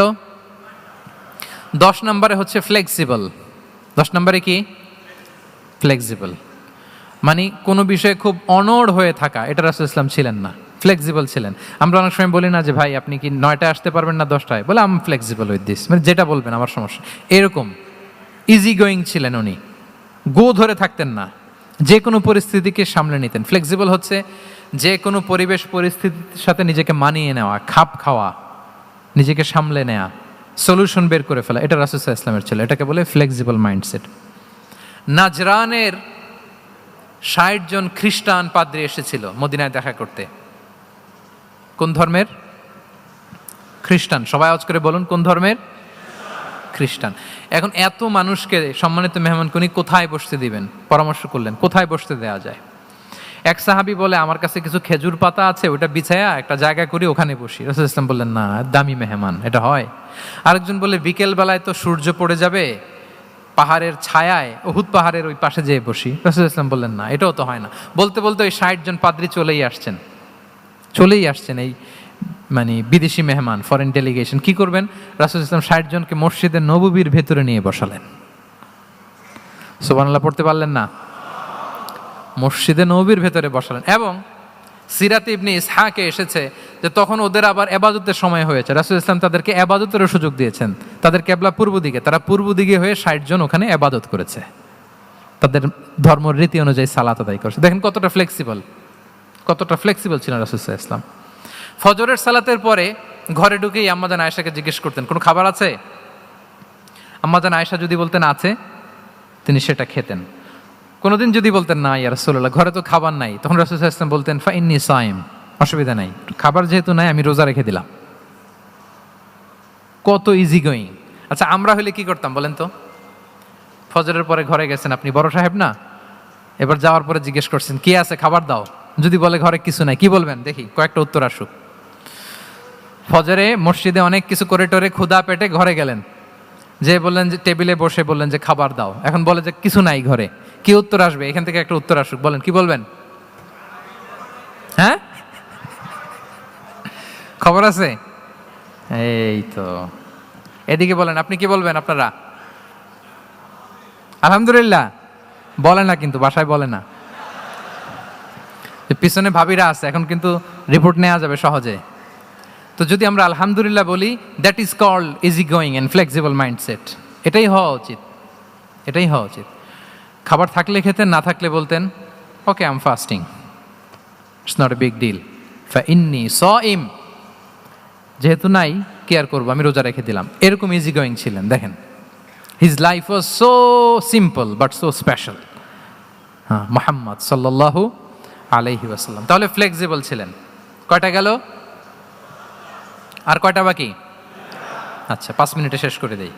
11 নাম্বার হচ্ছে অপটিমিস্টিক মাইন্ডসেটের অধিকারী ছিলেন। অপটিমিস্টিক, প্যাসিমিস্টিক ছিলেন না, মানে ইতিবাচক চিন্তা করতেন সবসময়। সবসময় কি চিন্তা করতেন? আপনি আজকের এই হলরুমের কিছু ভুল ধরতে পারবেন না? যদি বলে যে কয়েকটা ভুল ধরেন, বলবেন যে এই সমস্যা, সাউন্ডের সমস্যা, ওইদিকে এটা নাই, ওইদিকে এটা নাই, এটা হচ্ছে ভুল। আপনি প্যাসিমিস্টিকটা ধরলেন। এবার যদি বলা হয় আজকের এই প্রোগ্রামের কয়েকটা পজিটিভ দিক বলেন, তখনও আপনি কিন্তু কয়েকটা পয়েন্ট বের করতে পারবেন যে এটা ছিল একটা ইতিবাচক দিক, এই প্রোগ্রামের এটা ছিল একটা পজিটিভ দিক। তো রাসূল সাল্লাল্লাহু আলাইহি ওয়াসাল্লাম ওই পজিটিভ দিকগুলোতে ফোকাস করতেন। হ্যাঁ, come back positive, not go back negative. রাসূল সাল্লাল্লাহু আলাইহি ওয়াসাল্লামের কাছে এসে যদি কেউ বলতে, ইয়া রাসূলুল্লাহ আমি খুব অসুস্থ, আমি খুবই অসুস্থ, রাসূল সাল্লাল্লাহু আলাইহি ওয়াসাল্লাম কি বলতেন জানেন? জি, রাসূল সাল্লাল্লাহু আলাইহি ওয়াসাল্লাম বলতেন লা বাসা আলাইকা তাহুরুন ইনশাআল্লাহ। ইয়া রাসূলুল্লাহ আমি অসুস্থ। রাসূল সাল্লাল্লাহু আলাইহি ওয়াসাল্লাম বলতেন আরে don't worry, it will cleanse up you from your sins if Allah wish. ইনশাআল্লাহ এতে তোমার যে গুনাহ-টুনা আছে, পাপ আছে, এই পাপগুলোকে আল্লাহ তাআলা এই অসুস্থতা দিয়ে মোচন করে দিচ্ছেন। পড়েন সুবহানাল্লাহ। তাহলে আপনি অসুস্থতার মধ্যে একটু হালকা হইলেন না যে জ্বরে ভুগতেছি, কিন্তু এই জ্বরে নাকি আমার গুনাহ মাফ হয়ে যায়। পেটের ব্যথায় আক্রান্ত, মাথা ব্যথায় আক্রান্ত, কিন্তু এটাতে নাকি আল্লাহ আমার পাপ মোচন করে দেয়, তাহলে একটু ভাল লাগবে না? তাহলে দেখেন, একটা কঠিন পরিবেশকে রাসূল সাল্লাল্লাহু আলাইহি ওয়াসাল্লাম করতেন। অসুস্থ শুনলেই লা বাস তাহুরুন ইনশাআল্লাহ, আর কিছু হবে না, আল্লাহ তোমার গুনাহ মাফ করে দিচ্ছে। অসুস্থ ব্যক্তি দেখলেই মাথায় হাত দিয়ে দোয়া করতেন, আল্লাহুম্মা রাব্বান নাস আযহিবিল বাস ইশফি আনতাশ শাফি লা শিফাআ ইল্লা শিফাউক শিফাআন লা ইউগাদিরু সাকামা। উজ্জীবিত হয়ে যেত অসুস্থ ব্যক্তি। আমরা কি করি? আমরা কি করি? কাউকে অসুস্থ দেখলে, রোগাক্রান্ত দেখলে, ওই রোগে সবচাইতে কষ্ট পেয়ে যে মারা গেছে তার ঘটনা বলা শুরু করি যে হায় রে ভাই, আপনার ক্যান্সার, আমার এক খালা ছিল, ক্যান্সারের 4th স্টেজে চলে গেছিল, 14টা কেমো দেয়া লাগছে, এই যে ফিরিস্তি একেবারে ওনার দাফন কাফন পর্যন্ত। এখন বলেন, ওই লোক যাও সুস্থ ছিল, এখন আর সুস্থ থাকবে? কথা বলেন, থাকবে? একটা দিব্যি সুস্থ মানুষকে যদি আপনি বলেন ভাই আপনাকে দেখতে কেমন যেন একটু রোগা রোগা লাগতেছে, অসুস্থ নাকি? এরপরে প্ল্যান করে ধরেন আপনি বললেন, উনি আবার ওদিকে যাওয়ার পরে আরেকজনকে প্ল্যান করে বলতে বললেন, ও বললো ভাই ব্যাপার কি, চেহারাটা কেমন শুকনা শুকনা। এরকম 5 জন বলার পরে ওই বিকেলে কাঁথা গায়ে দিয়ে শুয়ে ফেলবে বিছানায়। তো আপনি অসুস্থ এমনি বানায় ফেলছেন। কিন্তু রাসূলুল্লাহ সাল্লাল্লাহু আলাইহি ওয়া আলিহি ওয়াসাল্লাম উনি বলতেন লাবাস লাবাস আলাইক তাহুরুন ইনশাআল্লাহ, আরে সুস্থ হয়ে যাবা। এজন্য দেখতে গেলে আপনি উৎসাহিত করবেন, বলবেন আরে ভাই আপনারা তো খুব সুস্থ লাগতেছে। কে বলছে আপনি অসুস্থ? অসুস্থতার কোনো ছোঁয়াই তো আপনার মধ্যে নাই। হ্যাঁ, you are looking very fine, চমৎকার লাগতেছে আপনার, কে বলছে? তো ভালো হয়ে যাচ্ছেন। এটা বললে উনি আশা পায়। আর আপনি যদি ওই রোগে সবচেয়ে কষ্ট পেয়ে যে মারা গেল, এই ঘটনা যদি ওনারে শোনান, উনি বাঁচবে বলেন? তাহলে আমরা মানুষকে উৎসাহিত করব, অপটিমিস্টিক হব, প্যাসিমিস্টিক হব না। এবার বলুন, হুনাইনের যুদ্ধে, কুইজ, হুনাইনের যুদ্ধ কত হিজরিতে হয়েছিল? কত? 7ম, 8ম? হ্যাঁ, মাত্র 2-4 জন বলতেছে। আমাদের ওই যে হাসানা ফাউন্ডেশনের একটা সিরা অলিম্পিয়াড চলতেছে, এটাতে অংশগ্রহণ করতে হবে আপনাদের। আমরা প্রতিদিন একটা করে কুইজ জানান দিচ্ছি মানুষদেরকে, একেবারে সব মুখস্থ হয়ে যাবে ইনশাআল্লাহ। তাহলে 8ম হিজরিতে হাওয়াজিন বনু সাকিব গোত্রের বিশাল ব্যাটালিয়ন নিয়ে ওরা আসছে, এবং ওরা আসছে যে আমরা শুধু একা যাব না, আমাদের স্ত্রী বাচ্চা কাচ্চা, আমাদের যার ঘরে যত সম্পদ আছে সব নিয়ে মরুভূমিতে যাব। এটা নিয়ে যাব কেন? সবার মধ্যে যেন ইন্সপিরেশন আসে যে যদি আমরা হারি, আমরা সব শেষ, আমাদের সম্পদও নিয়ে যাবে। আর এগুলো রক্ষার জন্য হলেও মুহাম্মদের বিরুদ্ধে আমাদেরকে জয়লাভ করতে হবে। কি টেকনিক দেখেন! সব যখন নিয়ে দাঁড়াইছে বিশাল বাহিনী, এক সাহাবী এসে বলল, ইয়া রাসূলুল্লাহ, কালকে তো আমাদের খবর আছে, এই বাহিনীকে আমরা কি করে পরাস্ত করব? ইয়া রাসূলুল্লাহ, এসে দেখুন, পাহাড় থেকে দেখুন কত বিশাল বাহিনী। রাসূল সাল্লাল্লাহু আলাইহি ওয়াসাল্লাম দেখা মাত্রই বললেন, তিলকা গনিমাতুল মুসলিমিনা গাদান ইনশাআল্লাহ। আরবি যারা বোঝেন, যে it will be the war booty for the Muslim community tomorrow ইনশাআল্লাহ। আরে এগুলো তো আমরা সব গনিমত আকারে ব্যাগে কইরা মদিনায় নিয়ে যাব। এই যুদ্ধে জয়লাভ করে যা আছে এগুলো উটে করে ওয়ার বুটি হিসেবে মদিনায় নিয়ে যাব। বলার সাথে সাথে সাহাবীদের সব ভয় দূর হয়ে গেল, আবার প্রাণ ফিরে পেলেন, সজীব হয়ে উঠলেন, উজ্জীবিত হলেন। তাহলে আমরা অপটিমিস্টিক হব, আমরা ইতিবাচক চিন্তা করব। এবং ইসলাম আল্লাহ তাআলার ব্যাপারেও আমাদেরকে ইতিবাচক ধারণা রাখতে উৎসাহিত করে। হাদিসে কুদসিতে আল্লাহ বলেন, আনা ইনদা যান্নি আবিদি বি, আমার বান্দার নিকট আমি তেমন, আমার বান্দা আমার ব্যাপারে ঠিক যেমন ধারণা করে। আপনি যদি ধারণা করেন আল্লাহ দয়ালু, ঠিকই আল্লাহ তাআলাকে দয়ালু পাবেন। এখন বলেন আল্লাহর ব্যাপারে কার ধারণা কেমন? আল্লাহ তাআলা খুব প্রতিশোধ পরায়ণ না? প্রচন্ড রাগী, আমাদের সবাইকে জাহান্নামে দেওয়ার জন্য বসে আছেন না? তাহলে কি ধারণা বলেন তো? তিনি দয়াময়, তিনি মেহেরবান, তিনি আমাদেরকে অবশ্যই ক্ষমা করবেন, ঠিক কিনা বলেন? এই বিশ্বাস আল্লাহর প্রতি আমাদের সবার আছে তো? এই বিশ্বাস যদি থাকে, ঠিকই আল্লাহ তাআলাকে রহমান রাহিম হিসেবেই আপনি পাবেন। তাহলে আওয়াজ করে বলুন তো, এই নবরাত্রি হলকে উচ্ছ্বসিত করে আওয়াজ করে বলেন, আমরা সবাই অপটিমিস্টিক হব না প্যাসিমিস্টিক? অপটিমিস্টিক, ইতিবাচক হব। রাসূল সাল্লাল্লাহু আলাইহি ওয়াসাল্লাম অপটিমিস্টিক মাইন্ডসেটের অধিকারী ছিলেন। কয়টা গেল? লাস্ট হচ্ছে রেজিলিয়েন্ট। শেষ। I am going to conclude my speech today. Resilient হচ্ছে যাকে থামানো যায় না, আনস্টপেবল। সংকট কাটিয়ে ঘুরে দাঁড়ানোর সামর্থ্য যার থাকে তাকে বলে রেজিলিয়েন্ট। লেগে থাকার মানসিকতা, টিকে থাকার যোগ্যতা, সহজে হার না মানার যে অ্যাটিটিউড, এটাকে বলে রেজিলিয়েন্ট মাইন্ডসেট। রাসূল সাল্লাল্লাহু আলাইহি ওয়াসাল্লামকে আল্লাহ তাআলা এই মাইন্ডসেট দিয়েছিলেন। ওনাকে হারাইতে পারছে কেউ? জীবনের সাথে এটা সেট করে নেন যে আমি কখনো হারি না, আমি হয় জিতি নয় শিখি। আমি কখনো হয় জিতি নয় শিখি। এই মাইন্ডসেট যদি গ্রো করেন, আপনার হারাইতে পারবে কেউ? পারবে না। রাসূল সাল্লাল্লাহু আলাইহি ওয়াসাল্লাম he was unstoppable, having unbelievable সবর। ধৈর্যের পাহাড় নিয়ে, আনস্টপেবল অ্যাটিটিউড নিয়ে তিনি শুধু সামনে গিয়েছেন, পেছনে যান নাই কখনো। সীমাহীন কষ্ট আর সংগ্রামের মধ্য দিয়ে গিয়েছেন, থামাতে পারে নাই ওনাকে কেউ পারে নাই। ইয়াতিম হিসেবে জন্মগ্রহণ করলেন, পৃথিবীর আলো দেখবার আগে বাবাকে হারালেন, ছোট বয়সে মাকে হারালেন, পরে দাদাকে হারালেন, এরপর চাচাকে হারালেন। শিয়াবে আবি তালেবে জেল খেটেছেন 3 বছর। Physical torture, mental torture, life threat, হত্যা করার ষড়যন্ত্র হয়েছে। আল্লাহ তাআলা বলেছেন আজ রাতে হিজরত করো। ব্ল্যাক ম্যাজিক করা হয়েছে। লাবিদ ইবনুল আসাম, এক ইহুদিদের মিত্র, ওনাকে ব্ল্যাক ম্যাজিক করেছে। মারার জন্য খাদ্যে বিষ মিশিয়ে দেওয়া হয়েছিল। বাজুর মাংস, খাসির বাজুর মাংস পছন্দ করতেন। খাইবারের এক ইহুদি নারী এই ছাগলের এই মাংসের মধ্যে বিষ দিয়েছিলেন। ইহুদিদের পক্ষ থেকে betray, treachery, conspiracy and what not, কি বাকি ছিল বলেন? ষড়যন্ত্রের এমন কোনো ধরন ছিল না যেটা তারা বাকি রেখেছে। কিন্তু রাসূল সাল্লাল্লাহু আলাইহি ওয়াসাল্লামকে কি থামানো গিয়েছিল? বলেন, থামানো গিয়েছিল? গোটা বিশ্বব্যাপী উনি ছড়িয়ে দিয়েছিলেন লা ইলাহা মুহাম্মাদুর। So nothing can stop him. করার আমাদের যে লক্ষ্য, ওই লক্ষ্য পানে আমরা পৌঁছবই, আমাদেরকে কোনো কিছু থামাতে পারবে না, ইনশাআল্লাহ বলেন। আমরা আমাদের লক্ষ্য পানে, মানজালে মাকসাদে দৌড়ে দৌড়ে যাব। আমাদেরকে থামিয়ে দেয়া হলে আমরা হাঁটতে থাকবো, সেখানে আমাদেরকে আঘাত করা হলে আমরা হামাগুড়ি দিয়ে সামনের দিকে যেতে থাকবো, সেখানেও থামিয়ে দেওয়ার চেষ্টা করা হলে আমরা আমাদের মঞ্জিলে মাকসিদের দিকে অপলক নেত্রে চেয়ে থাকবো। আমাদেরকে কেউ থামাতে পারবে? রেজিলিয়েন্ট, অনর, অটল, আনস্টপেবল, এই মাইন্ডসেটের অধিকারী ছিলেন। ফলেই তিনি লা ইলাহার বাণীকে গোটা বিশ্বে ছড়িয়ে দিতে পেরেছেন। তাহলে আমরা রেজিলিয়েন্ট হতে চাই কি চাই না বলেন? হতে চাই। সম্মানিত সুধী, মোট কয়টা মাইন্ডসেট জানলাম? নববী মনস্তত্ত্ব সিরাতের আয়নায়, prophetic mindset through the lens of সিরা। মোট কয়টা জানলাম? 12টা। এগুলোকে আমরা নিজেদের মধ্যে ধারণ করতে পারবো ইনশাআল্লাহ। কারণ রাসূল সাল্লাল্লাহু আলাইহি ওয়াসাল্লাম আমাদের জন্য যা নিয়ে এসেছেন ওইটাই আমাদের আঁকড়ে ধরতে হবে।